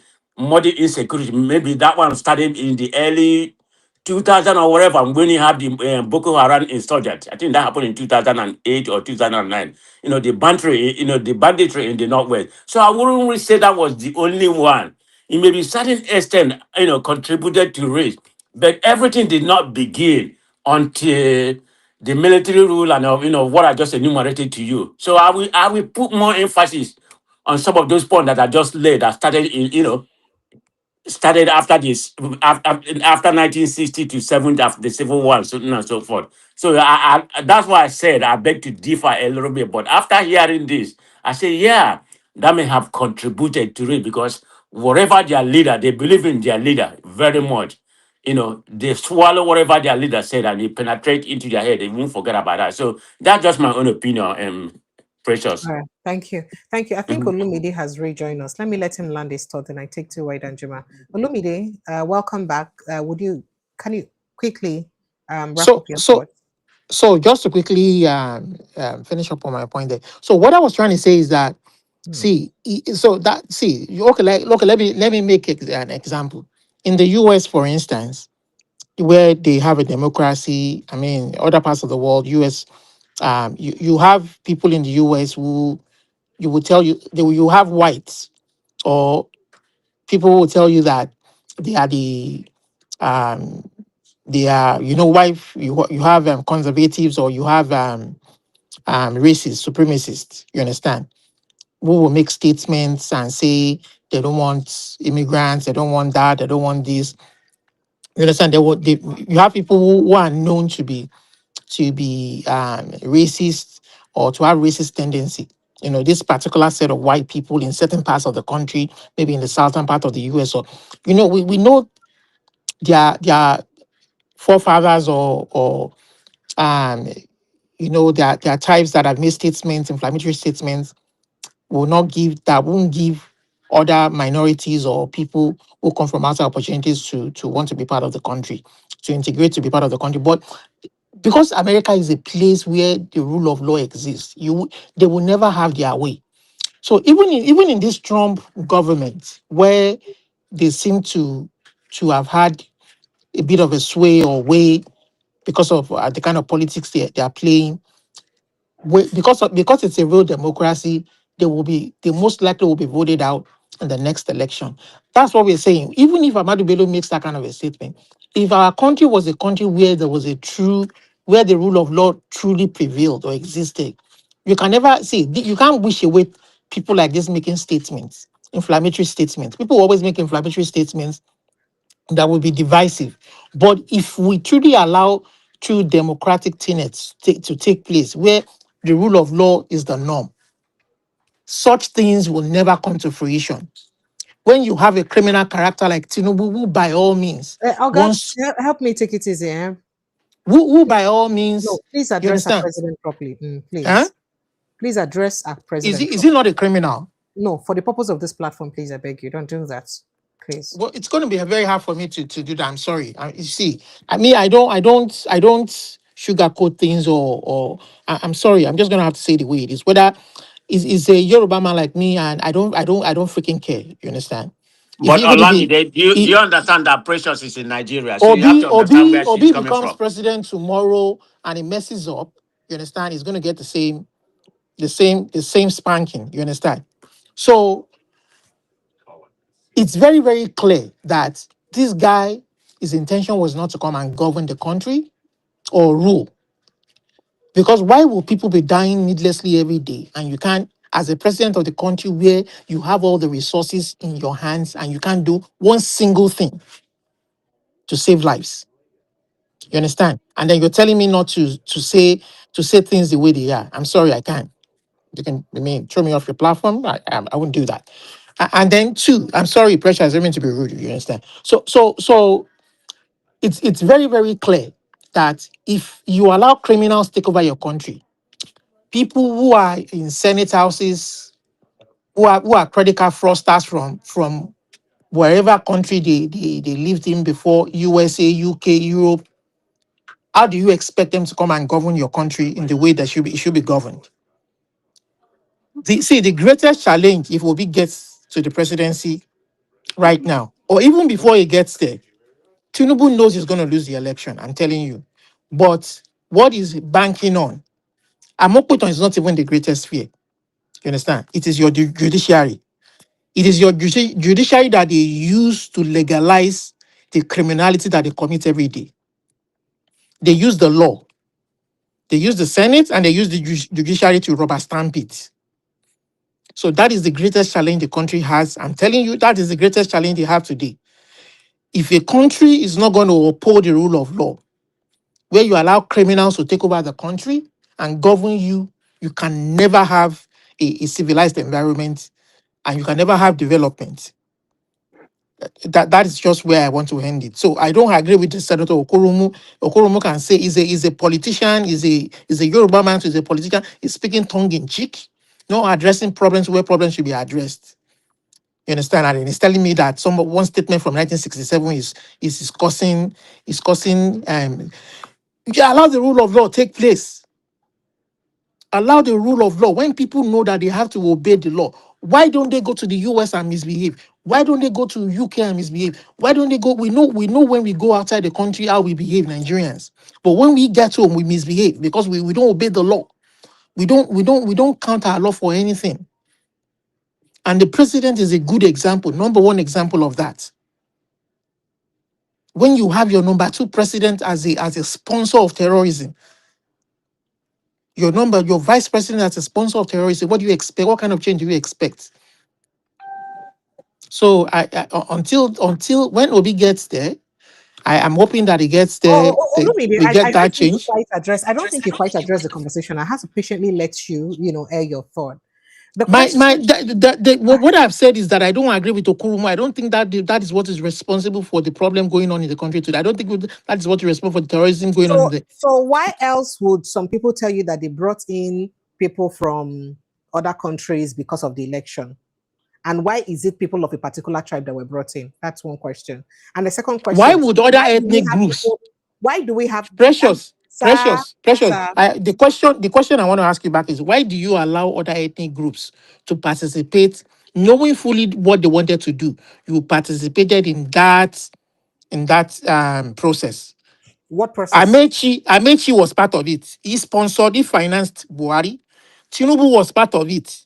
He was part of those who financed Buhari, who brought him and said, Buhari, come. You understand?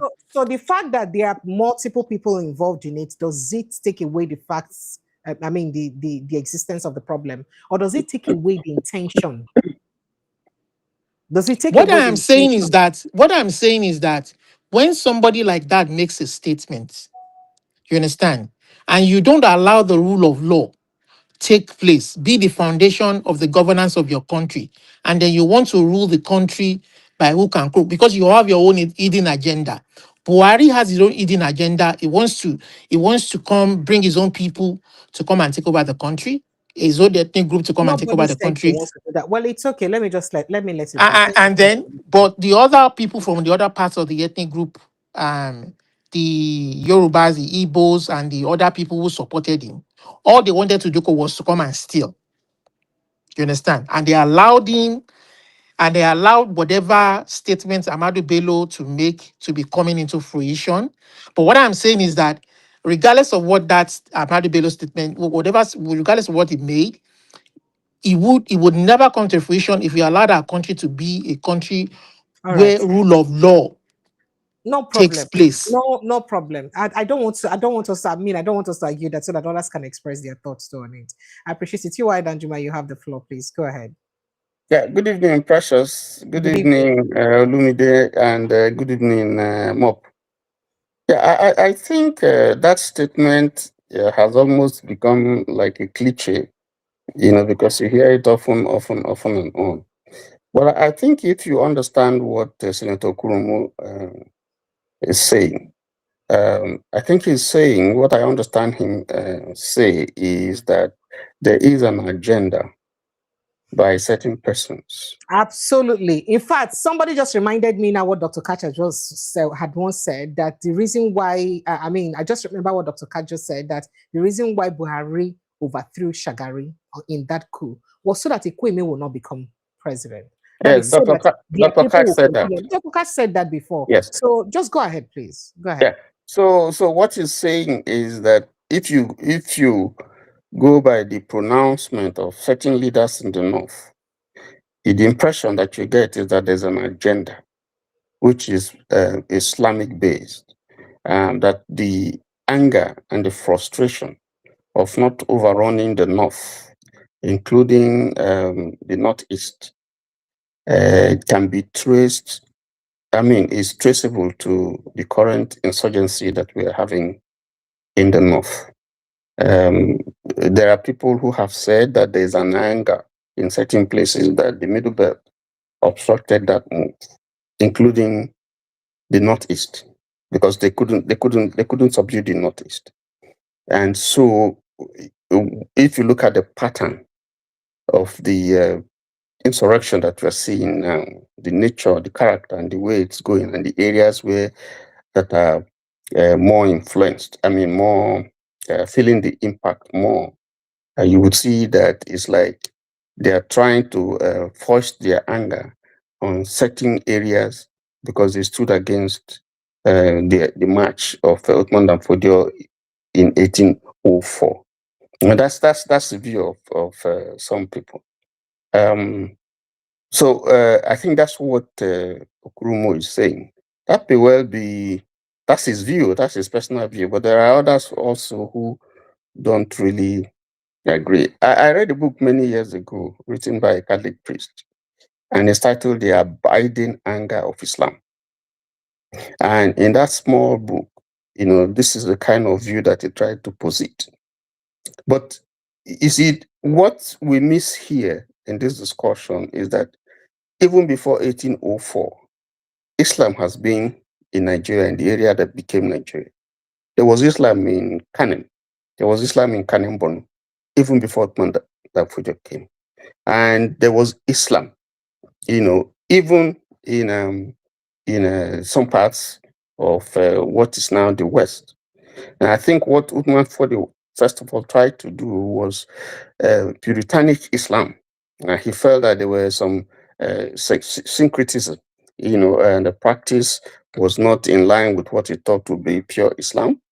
And so part of the jihad was to purify Islam and to restore it in his own, what he thinks was the true practice of Islam. And that's not the only, you also have other movements, but we felt that of Uthman Dan Fodio more than any other this thing. But that said, I think there are other, what Tolumide is trying to say is, I think in part from what he said, you can see that he agrees that there's an agenda, because he also used the word agenda. But he's saying that if our leaders have stood against it, if we had laws, if we had the constitution, that is secular in its real form, then that kind of nonsense shouldn't be a problem. But that said, my own view actually is that whether you like it or not, from what we see, you would see that there is an attempt to spread Islam by any means. Because I do remember that there was a time that if you were in the civil service and you accepted to be a Muslim, that would advance your career, your path in career. Maybe you would have seen it, Precious. I don't know if you experienced it. But even till today, people in the northern Nigeria will tell you that if you're not a Muslim, you cannot study some courses, you cannot get some political appointments, you cannot even get a job in civil service. Now that, have you forgotten Oga that Mo said that? So people here have said it, so it's not me. True. So you see all that. I have a friend who, changed his name, took a Muslim name in the belief that will help advance his career, that kind of stuff. There are people who benefited through that, if you become a Muslim and you marry a Muslim woman or something like that and all that. But that's part of the entire contradiction in our system, because if this is a secular state, those should not be issues, that should be, a problem to us, because Christians don't do that. You never see somebody say, if you become a Christian, then you can get more benefits from the system, or if you are a traditional adherent, then your path, will be facilitated, and so on and so forth. So, but today, if you look at what is happening now, definitely anybody who says we don't have a religious issue, it will be lying. Islam had tried to enforce itself, by all means, through force, through peaceful means, violence, and so on and so forth. But again, when you look at that, you also would ask yourself, there are, even in this conflict, you still have moderate Muslims who don't believe in this extremism that some of them, practice, and they are killed. They put them away. In fact, Okurumu said something here that I know is true when he says that, they don't regard Yoruba Muslims as true Muslims. He said that's why I said we should listen to the entirety of his speech, not just one aspect. And just as even Indians, Ahmadiyya, for instance, they don't regard them as true Muslims. So, there are all shades and, different opinions in this thing. But I think that our leaders, yes, I agree with Olumide when he said that I think our leaders have really not been forthcoming in trying to separate religion from the state. I think somehow, because we have allowed one religion to appear to be more important than the others, that's why we have this thing. We had someone put us in OIC as an observer. Nobody said anything. And then we now eventually became full members. That's why you have in the constitution, which is supposed to be secular, and I put secular in quote, not recognizing the multi-ethnic and religious nature of Nigeria. You insert one religion in our constitution to the disadvantage of every other people. So I think we have not operated this nation well. I believe that there is no reason for the government to be involved in pilgrims board, whether it's for Christians or whether it's for Islam. They don't do for traditional people. They don't do for people who are who hold other faiths. So, but you use our money to do that, which is wrong, because if you are secular, you have no business to be doing all those things, to be involved, to have a pilgrims board and government is giving money and so on and so forth. You don't do that. If I'm not a Muslim or I'm not a Christian, why should you use my money to be doing that kind of stuff? So we have not operated this nation the way it should, and that's why we have this problem. This whole issue about Sharia, this whole issue about the way it's being played, it has become so sensitive now that if you touch it, there are Muslims that will tell you never, you can't touch it, otherwise this country will burn. Now, if everybody begins to insist, the traditional worshipper begins to insist too that you must also have some aspects of his own tradition, his own practices inside the constitution, and the Christians are insisting, and the Buddhists are insisting, and those who don't believe in anything according to them, quote unquote, are insisting. It's going to be a whole lot of confusion. So there ought to be a separation. At best, you take it back to what it was, a personal thing, and government should not have any business to do with it. But by the time you elevate it, and now you now have the Sharia Court of Appeal, you now have the Grand Cadis and so on, and they become part of a judicial system. That's where it's having problem. And then you now give people choice that if you commit an offense, you can choose to be tried in this court or in that court. So these are some of the contradictions that you have, because for those people who are not, you don't choose. If you commit an offense, you don't choose against the state. You don't choose where you want to be tried. Mm. All right, so so if you'd like to speak to the Ibadan issue, let's have you jumping on it quickly so that we can move in. Yeah, as for the Ibadan, yeah, as for the Ibadan issue, I think the opposition is now trying to break away and to try to exert its influence. You see what happened when they tried to emasculate them, try to make them not have their convention. You saw what Wike did. They threatened people and so on and so forth. But they went ahead. They switched off the AC and people were sweating. But that didn't work. They were determined to have their convention, And even this Ibadan thing, the APC heard, if you listen very carefully at the beginning, you will hear that they were... Yes, there were threats. They were saying that they were threats to destruct. Yes, they were threats, but they went ahead. Guess what? It happened in the banquet hall of the government house. So could that be the reason why it had to happen in the government house? Well, I think you cannot come there if the government allows it. You can't come to. I mean, the man who has that territory is the host. So you cannot send APC thugs or police to come and you can't get there. Who burn you? So that's why they did it there, because if they had done it somewhere else, there would have been trouble. But I think there's a need for opposition to come together. That's the only interesting thing to me there. That opposition is trying to come together. Would all of them come together? No. Of course, we have seen one or two people say, no, I'm not part of them. I don't think SDP would join them. And there are some others who also would not join. But if you look at what is building up now, you have had the three major opposition elements come together. Atiku, Obi, Kwankwaso come together. And still cheered by Obasanjo, you know that. Yes. He has been, maybe his gift is a parting gift he wants to give to the nation, because he's close to telling us bye-bye. So he's doing everything to ensure that he tells. He's been very, very relevant, hate him or like him or hate him. He has been doing everything that he can, to ensure that we tilt this system in a way that he perceives will be right, So I think it's a great move. Whether it will fructify the way we expect it, or most people will expect it to be, that's the problem. That they're going to get one presidential candidate is okay. But I hope that it will materialize. Okay. Yes, but I also think this is just one part of PDP. It's not the entire PDP.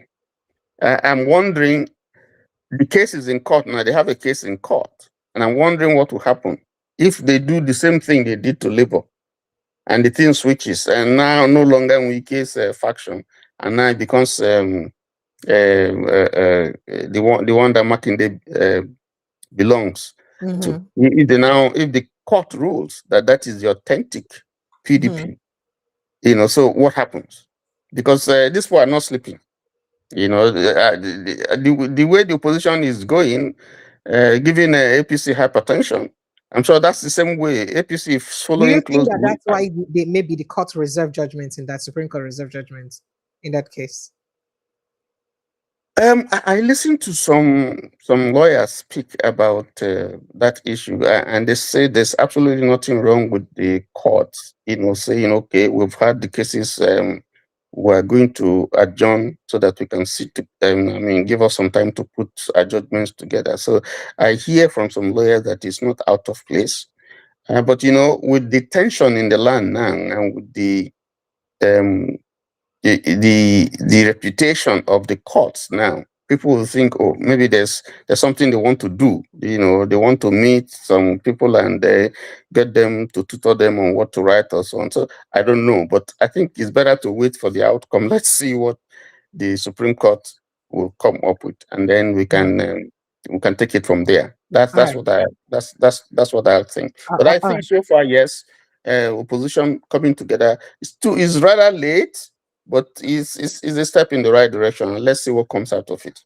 All right, thank you. Johnny, you would like to say something very quickly before I move to another conversation. Johnny, are you there?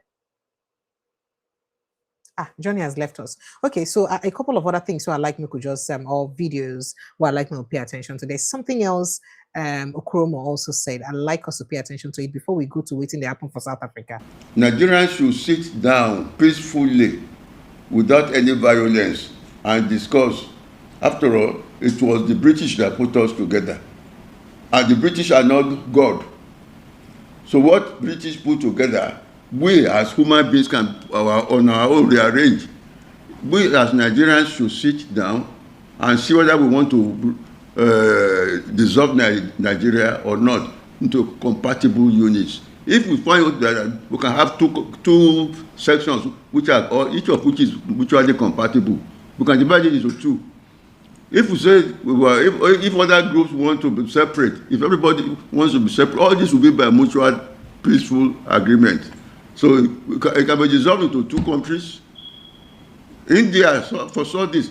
Pandit Nehru is one of the greatest champions of the freedom for independence of India. When India got independent under Nehru, he foresaw the problem. Immediately they separated from what we now call Pakistan. And it is considered one of the greatest achievements of Nehru that he foresaw it and they quickly agreed to separate. Pakistan further separated into Pakistan and Bangladesh. Today, they are all great nations on their own, moving forward, advancing, developing. India is a nuclear power. Pakistan is a nuclear power. If they had been forced to be together, they would not go anywhere. Both of them together would not have gone anywhere. They would have been killing each other the way we are doing in Nigeria. Part of the advice I will give him to have security of all Nigerians is to organize this peaceful conference. He is the only one who can do it because he's our president.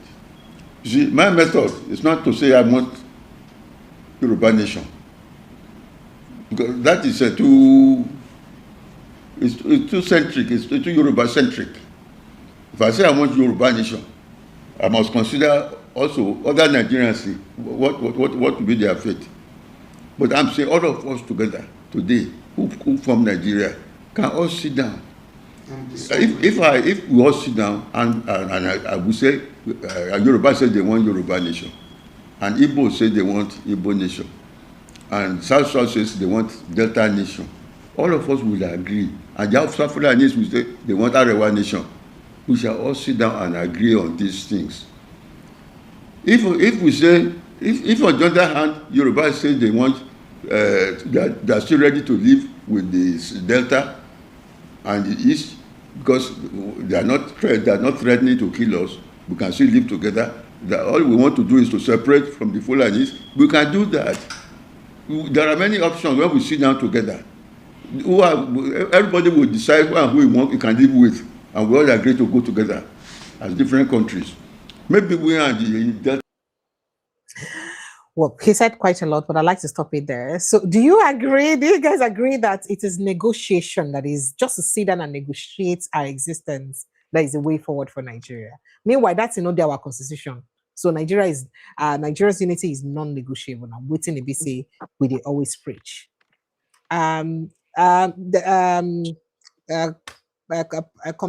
Comparable facts, please. Go ahead. I see that you're already unmuted. So, let me ask you, Precious, what is this nonsense about Nigerian sovereignty cannot be divided? I mean, where did they put that in the constitution? It doesn't. I mean, it's very, very annoying. I mean, one Nigeria is indivisible, or whatever. What else they use? I think they use the word insoluble sovereign state, all that kind of nonsense. I don't understand why we can't divide the country for peaceful separation. There have been many countries that are divided, and they went their separate way, and it benefit each part. If that's what the people want, conduct a referendum and give them what they want. I don't see why Nigeria has to be together.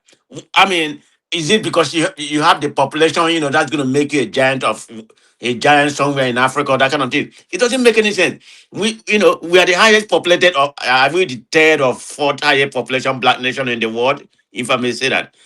I mean, we've been suffering this. I mean, we have not gone anywhere. So why not separate? Why not separate the country? I don't see anything wrong about that. There's a benefit to it because if you are not compatible with each other, just like marriage, if you're not compatible with it, there's nothing you're gonna do for you to live together. I mean, I don't understand. I mean, All right. for me, I like one Nigeria to be together. But if my people said, an overwhelming majority said, we want to go, I'm in support of it. I don't know why Nigeria is making something, making it very difficult. And this is where we are not heading anywhere. As much All as right. we call ourselves giant of Africa, we are last in many things. If I All give right. you a lot of indices when it come to Nigeria in Africa, you see where we lie. Like their president was saying the other day, try to compare us with Kenya. You can't do that if at all they're a smaller country. You know the whole indices there. They are better than us in all aspects. I mean, that's strictly my opinion. I don't know why we can't divide.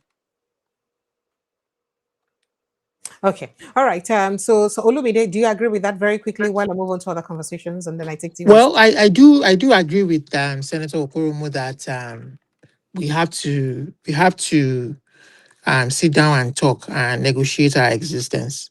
It doesn't mean that we have to break up. It just means that we have to be honest with each other and tell each other how we want to be together and on what basis we want to be together. We have to renegotiate our Absolutely. That's what he existence. said. Hmm. So we did it right.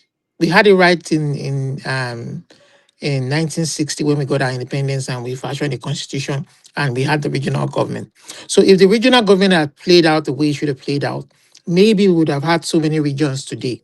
Midwestern was able to, through a referendum, break away. Maybe we would have had Middle Belt region. We would have had so many South region. Would have had so many regions that would be thriving and blossoming under the old regional system. But we've far gone past that. But if we have to retrace our steps back, we have to be honest with ourselves. So it is one of the reasons. See, even though I'm hoping that Obi wins the election, so that we begin to build the foundation for a true democracy. You understand? Because, I mean, in my own life, maybe after my lifetime, the younger ones will get it right.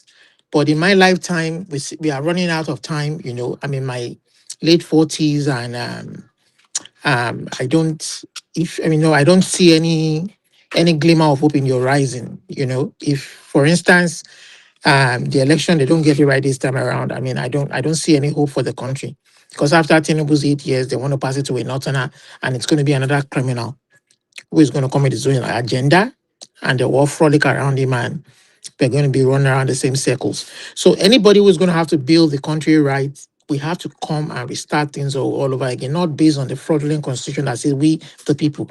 We the people never sat down.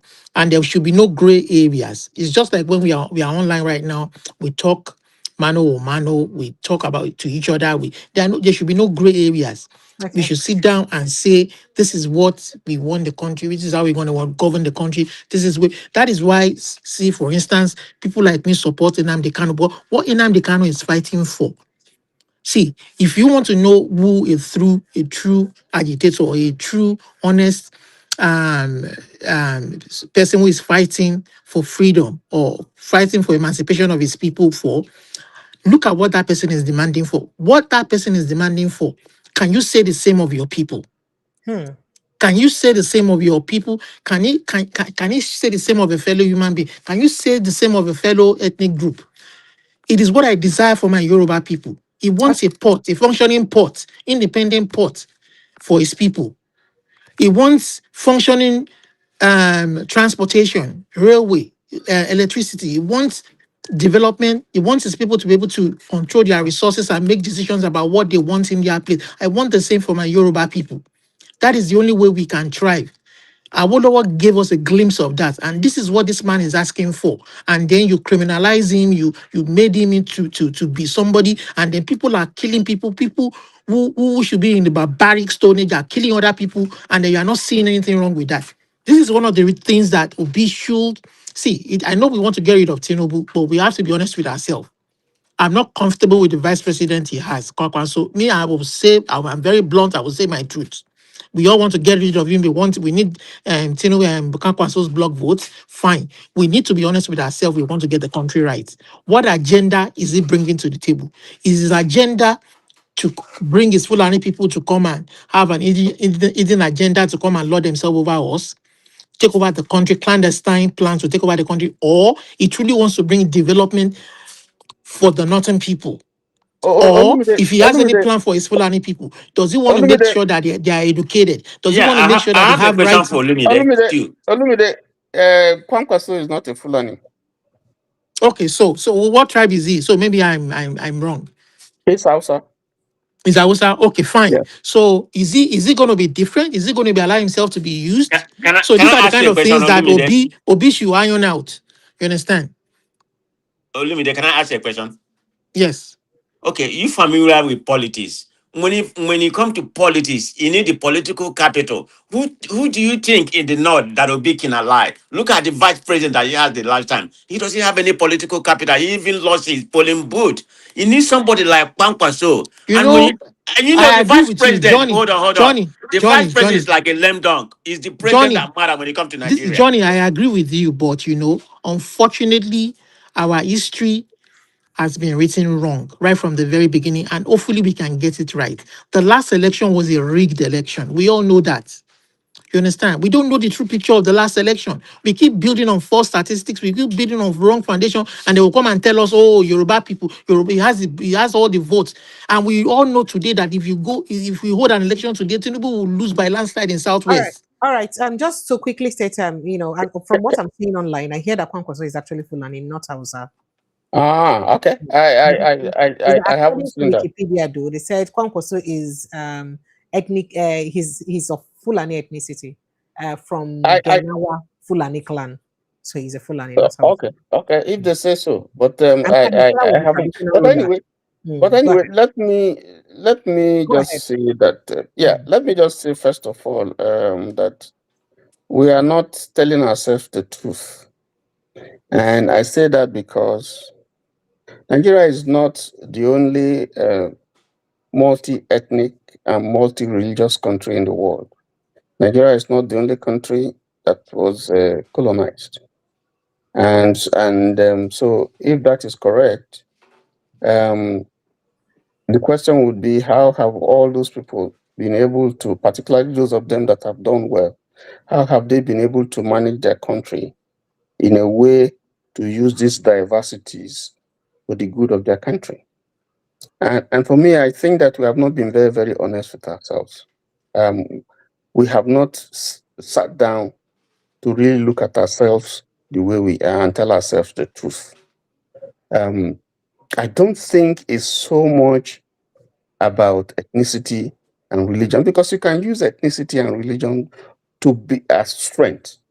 You know, there's value in all those diversities, which we have not exploited, but we are using them for negative things that are also affecting our country. What I want to say is, if we call the ordinary Nigerian today, who is, because there are deep-seated animosities, there are constituents who have issues with the country as it is now. or even at independence. So those grievances that they have we had a forum where we can sit down and say, okay, let us deal with some of these issues one by one as a way of trying to assuage them? You may not be able to deal with all of them, but the fact that you give people a hearing to sit down and ventilate, their thoughts, their anger, and make solutions, and you have an atmosphere where people can freely discuss, and then we'll sit down and then we'll begin to look at how we can address some of those problems or most of those problems. I think that alone, when people see that their feelings are taken into consideration, their issues are being addressed, then some of these tensions that we have, some of these problems that we have, would not be in the magnitude that we see them. So I and that's part of what you do when you have someone who is desirous of nation building, because there will always be tension, between husband and wife. Sometimes there are tensions, but they have a mechanism with which they deal with all those things and still move on. Nigeria has failed to really discover itself, to look itself in the face and say, yes, these are A, B, C, D, these are our problems. Let us sit down, talk about them, and see how we can deal with them. And when those solutions, and create an atmosphere where people can freely, without fear, discuss these issues, and then so you can deal with them. But if you sweep them under the carpet and you think that you can do the same thing over and over again and make progress, that's where we fail. For instance, if people say we want to go, we don't believe in Nigeria anymore. I think if that voice is loud and you see that it's loud, you would expect that there will be some forum or fora where people can meet and say, okay, what are your issues? What are your problems? Why? What is happening? And then people can sit down and dissect it. And then you deal with it. But if you force it, keep rubbing it in their faces, that no, we must all come together. It's like a husband and wife that is married. The wife says, I don't want to marry again. I want to go. You say, no, you must be here. You must marry me. It doesn't work it doesn't work that way. So if you want to build a nation where everybody will have an input, everybody will see the country, not themselves or their personal ego, you must begin to address, you must put in a mechanism to address some of those issues. And countries do that. They deal with issues of women. Women are marginalized. They put affirmative action or put something to say, okay, this is how we deal with this sort of a thing. And there are areas where people are in the minority. They put in certain mechanisms, built-in mechanisms to say, okay, we'll give this people so. And even in the attempt to address that, we have done some of, but you see, there's an abuse. We don't, those instruments that we have put to ensure that everybody is carried along, we abuse them. We don't use them the way it should be used. So those things themselves become things that bring us down. So I think what is happening now, if you take the ruling government, for instance, because I don't want to talk about the past, because every government exists to ensure that they better the lives of their people. So I don't want to look back. Now, if you look at the current government, you will see that we are trapped in both political and economic incumbents. This government is not doing, if it has done anything, that will bring the people together and unite the people to move Nigeria forward. No, it's been cronyism, it's been tribalism, it's been, profligacy, corruption, and so on and so forth. And then we don't want anybody to speak. You don't want opposition to speak. So these are some, and you can't progress that way. There's no way you can make progress. And then denialism, which is even the most offensive thing. That the government has made it a policy where it now spends money to ensure that the truth is not spoken, and anybody who tries to speak the truth is in trouble. We bribe you, we try to shut your mouth, and if you refuse, then we deal with you. That country cannot move forward. So if there are people who are disgruntled, you need to hear them. If there are people who say they want to break out, we had referendum. Midwest, created the Midwest out of Western region. They say, we don't want to belong. I said, okay, let us see if this is the will of the people. And then there was a referendum. And then it established that indeed majority of people want to go. And that's how that place was. That's how you had the Midwest, which is now broken down to Delta and the Edo State. That's democracy. You see it in the UK. And people who are saying, listen, this union, we want a renegotiation of this union. Okay, so that's how it should be done. If you don't do it, you are just putting up pent up grievances, and people at some point the bubble will burst. And that's what Nigeria is facing. And they use all kinds of instruments. They can use religion, they can use ethnicity, they can use politics, they use all kinds of things. And when you begin to find people are no longer loyal to your country, that's where the issue is, particularly in a country where you have more a youthful population. That's dangerous. If you don't address some of those basic issues that deal with them, with their lives, then you are going to have really a blowout, and it's not going to be good for the country. So that's the way I look at it. I think we need to sit down and really honestly talk, no gagging. Talk. But one And question, then people listen. one question I like to ask is that everybody, this na former senator, don't they talk about this colonization and this? How is it that everybody, when they come to contest election, they oblivious of this fact? They don't know this fact. How is it possible? How is it possible that Tinubu does not know? Tinubu is not a Fulani man. How is it possible that Buhari knows and he still followed the agenda if he does know? So how is it possible that we do not know? You see, or is it that we know and we're just playing silence and playing ignorance? What is really going on? Why is it a hush-hush conversation that we don't like to talk about? What is going on? I think there's an ethnic struggle in the politics of Nigeria. There's a struggle among the ethnicities. Why should you have something like Wazobia? What's the meaning of that? That's a contraption. Wazobia. So 3 ethnic languages put together, as if they are the only 3 languages that exist. There should be nothing like that. There shouldn't be. If you go to Rwanda, you would see that the system, based on their experiences, they have tried to say ethnicity is removed from their. Nobody's going to ask you, where do you come from? Are you Hutu or Tutsi? That's an offense. Because they had gone through a bloody war. And the lessons still stare them in the face, that if they don't learn from it, then maybe there's going to be. Nigeria has fought a civil war. Nigeria had coups, bloody coups. And the question you want to ask, have you learned? So you see here, oh, it's an Igbo coup. Oh, but they don't say it's a Yoruba coup. You don't say it's a Hausa coup, because there have been coups that were led by Hausas and Northerners. You don't say, oh, it's a Northern coup. Or you don't say, but so you have this thing. Precious, can I add some? Just very quickly, because I want us to address a few more stuffs before. Okay, I just want to add a little bit of. Okay, I just want to add a little bit of note to what TY said. The question you asked him about why, despite the fact that they know this, why has this change not taken place? Because majority of the people that get elected don't mean for true change to take place. They only want to come and steal. If you look at the purpose, that's it. If you want to, if you look at the since when our democracy started, so there was a platform that they invited a guest, and this guest was saying, "Oh, it took America 200 years to get to where they were. Nigeria, we are just how many years in our democracy? Over 30 years, and we want that. That's all BS. The reason why I say so is because over 200 years, but based on sincerity."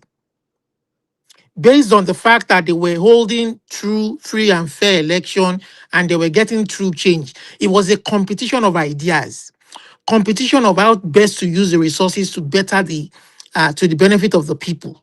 But here we have a competition of criminals, of how much money they will steal, who can steal the most. And you can see what is happening with Tinubu government. 3 years, he has stolen more than Buhari has done in 8 years. So when democracy is supposed to be start from the local government level, where local government chairman should be independent, and they should be able to use the resources to touch the lives of the people.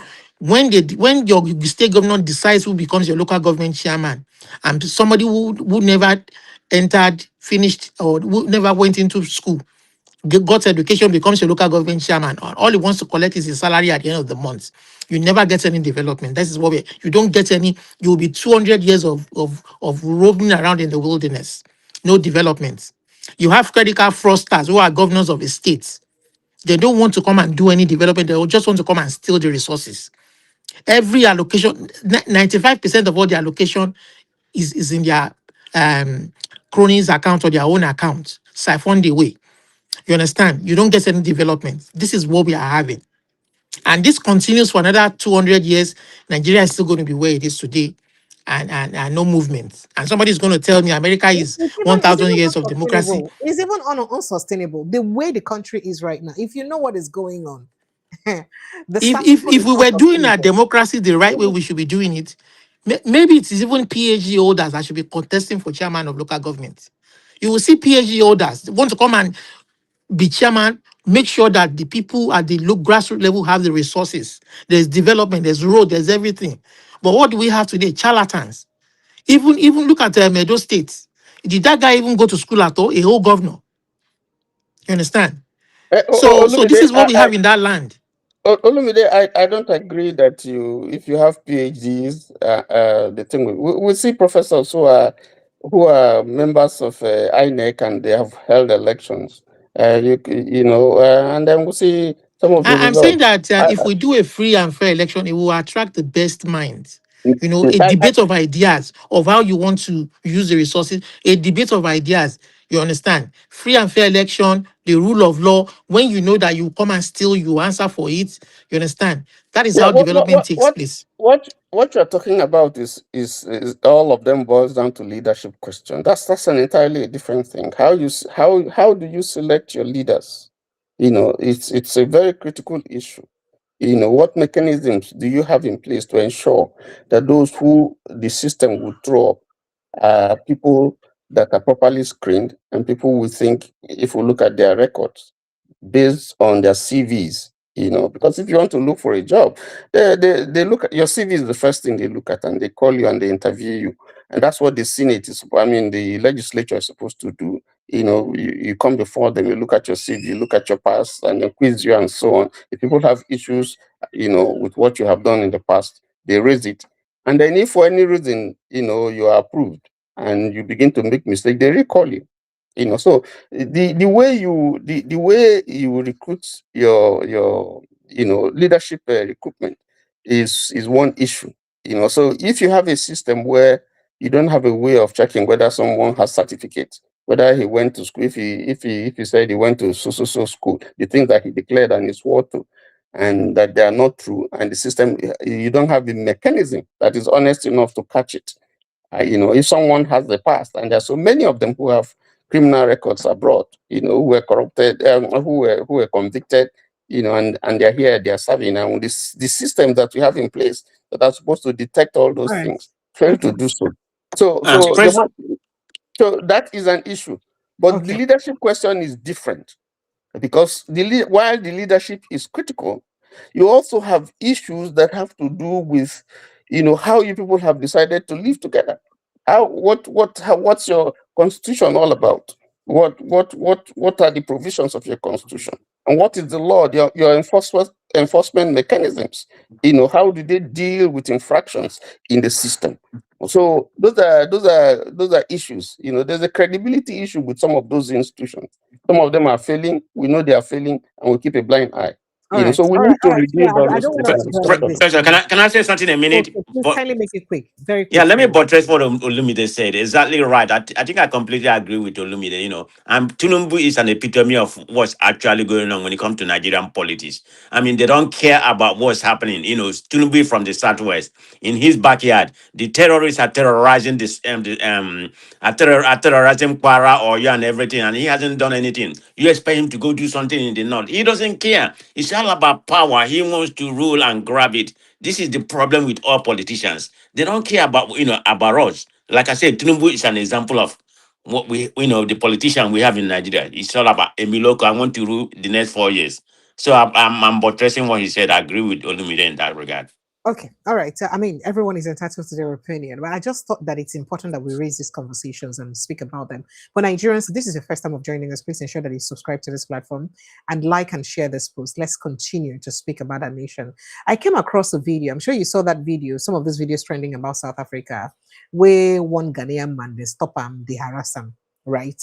And I see a video from a Ghana television station that the Ghanaian authority took that up and they've reached out to the man personally. And then it struck me that what exactly are we doing? You see, I feel like, I don't know, but people are saying that it just they show saying Nigerians don't even value Nigerians' life or the countries within they. Because before people will value you, your country has to value you first. So it looks like Nigeria does not have any regard for Nigerians living in foreign countries in the first place. And that is why those people get the mind to treat Nigerians the way they treat them. So I saw this video. I mean, some of you must have come across it. Now, here is the interview that the Ghanaian official. By the way, how is he doing? You got in touch with him? I can confirm to you that I'm in constant touch with the Ghanaian. His name is Emmanuel Asamoah. I've spoken to him directly. And the man in the video? Yes, and I have good news to share with the good people of Ghana.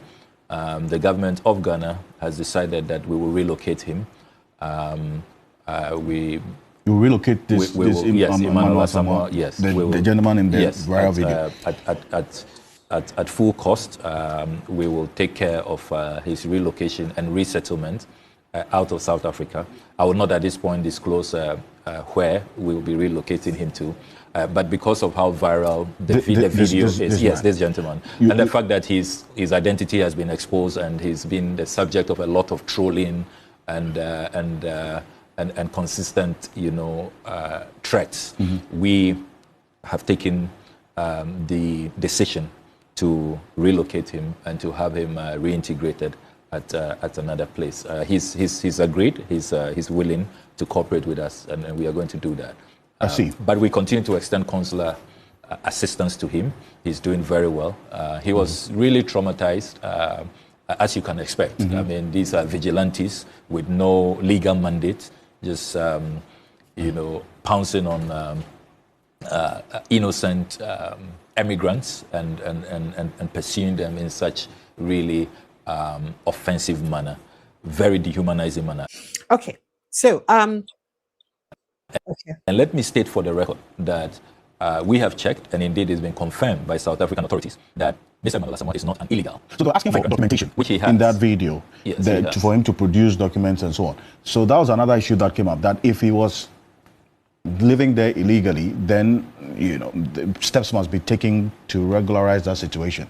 You're saying that you've checked, and this gentleman has legal status. Yes, he's a legal resident, and that has been confirmed by authorities. Indeed, yesterday, the High Commissioner of Ghana to South Africa was invited to a meeting at the Vice President's office, the South African Vice President, and another apology was rendered, and that was confirmed that he's not an illegal migrant. He's law-abiding. He had broken no law, and the authorities reiterated the point they made in their statement that it is not for citizens to go around demanding legal documents or resident permits of other guests, other Africans living in South Africa. I'd like to stop this case so that it doesn't cause issues for the platform, So now these are steps we BC Ghana don't take to address the oppression of their own person. What in Nigeria don't do about all the people for Nigeria we BC don't go through this issue. What in Nigerian government don't do. They're not only repatriating him, they're doing so at their own cost. And they're resettling him. But Nigerian government, waiting we don't do so far. And waiting be the value when Nigeria plays for their citizens, whether home or abroad. What does this speak? Not vex here is it matter up, but I'm too concerned. It hurts to see that other countries, I mean, you can see that they even stated it, that the South African vice president is already doing something. Precious, we have had issues with Nigerians, who are being harassed, dehumanized in Libya, in South Africa, in Mozambique, in Ghana, and so on. You can mention, and on in India, on every occasion, most of the time the people who intervene are people from the private sector, like LPs and so on and so forth.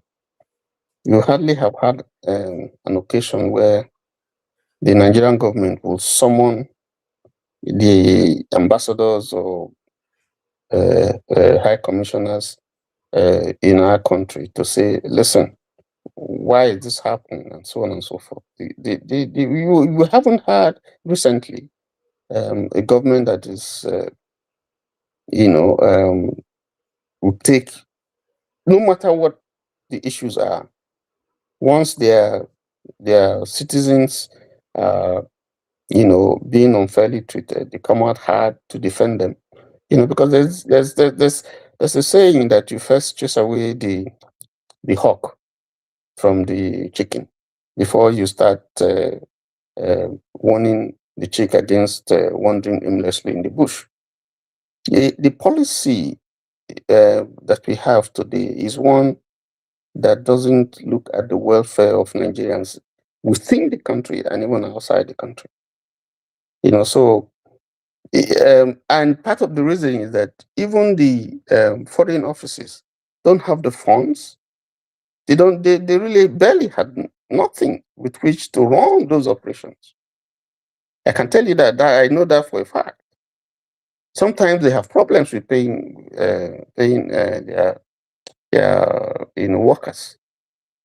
And so I think that this is another area where we have failed, because we have to rejig our foreign policy, particularly as it affects Nigerians within and outside, such that if you have situations like this, the government or the particular arm of the government, the external affairs, and whatever agencies that is responsible for dealing with such situation will come strong to the aid of Nigerians.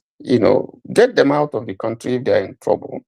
If they're in prison, you liaise with the government and see how you can, do maybe prisoner exchange, or if they are unjustly treated, Nigeria can flex its muscle and say, no, we can't have this. Okay, so but it's not done. And again, it takes us again back, if you like, whether you like it or not, to leadership. There's so many issues that we have to deal with. The things that we see.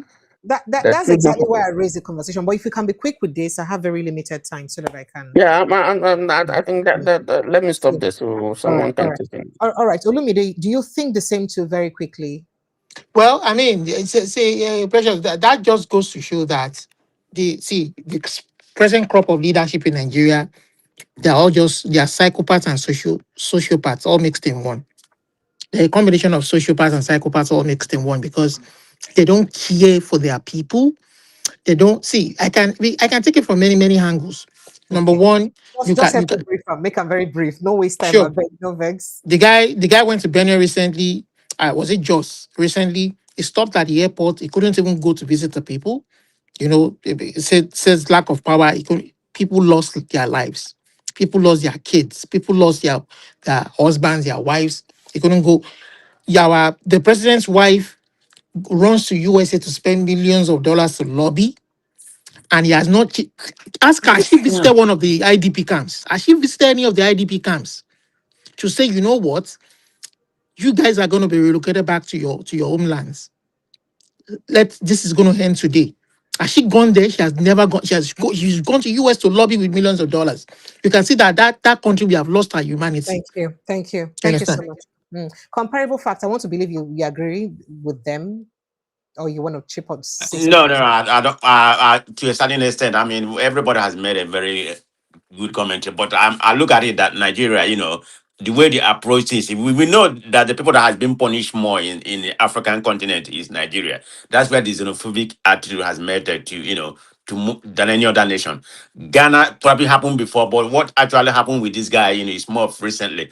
And what Ghanaians did, they prioritize their people. They try That to is the protect their point I people. am making now. Right. You cannot let people insult your country and your Exactly. system. Nigeria like to take a long time diplomatic approach, but that's not needed. You need to be visible. Try to to boost your people confidence, prioritize their people. But Nigerian government, they don't care so much. You can even go back about what's happening in Nigeria. The Nigerian life doesn't matter. All this Thank you. terrorism and killing going in Nigeria. That's exactly where this emancipated. Thank you. So Ghana approach is better, in my Thank own you. opinion. Thank you so much. So very quickly, before I end the show, as I make a tell on a show on the wonderful pants we APC share for women for inside Kano State, just so you know.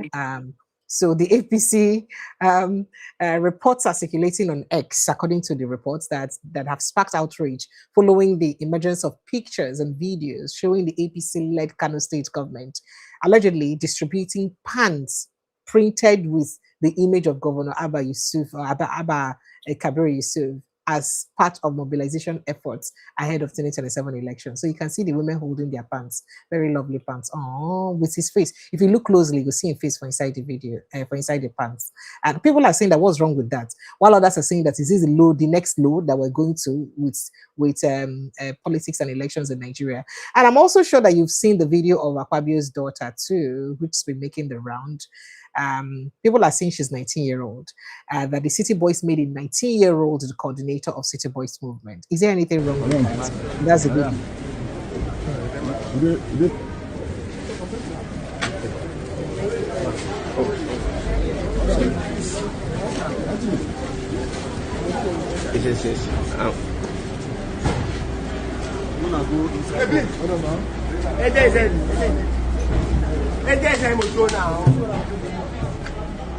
Mama, one poster for Mama. Bosa, bosa, bosa.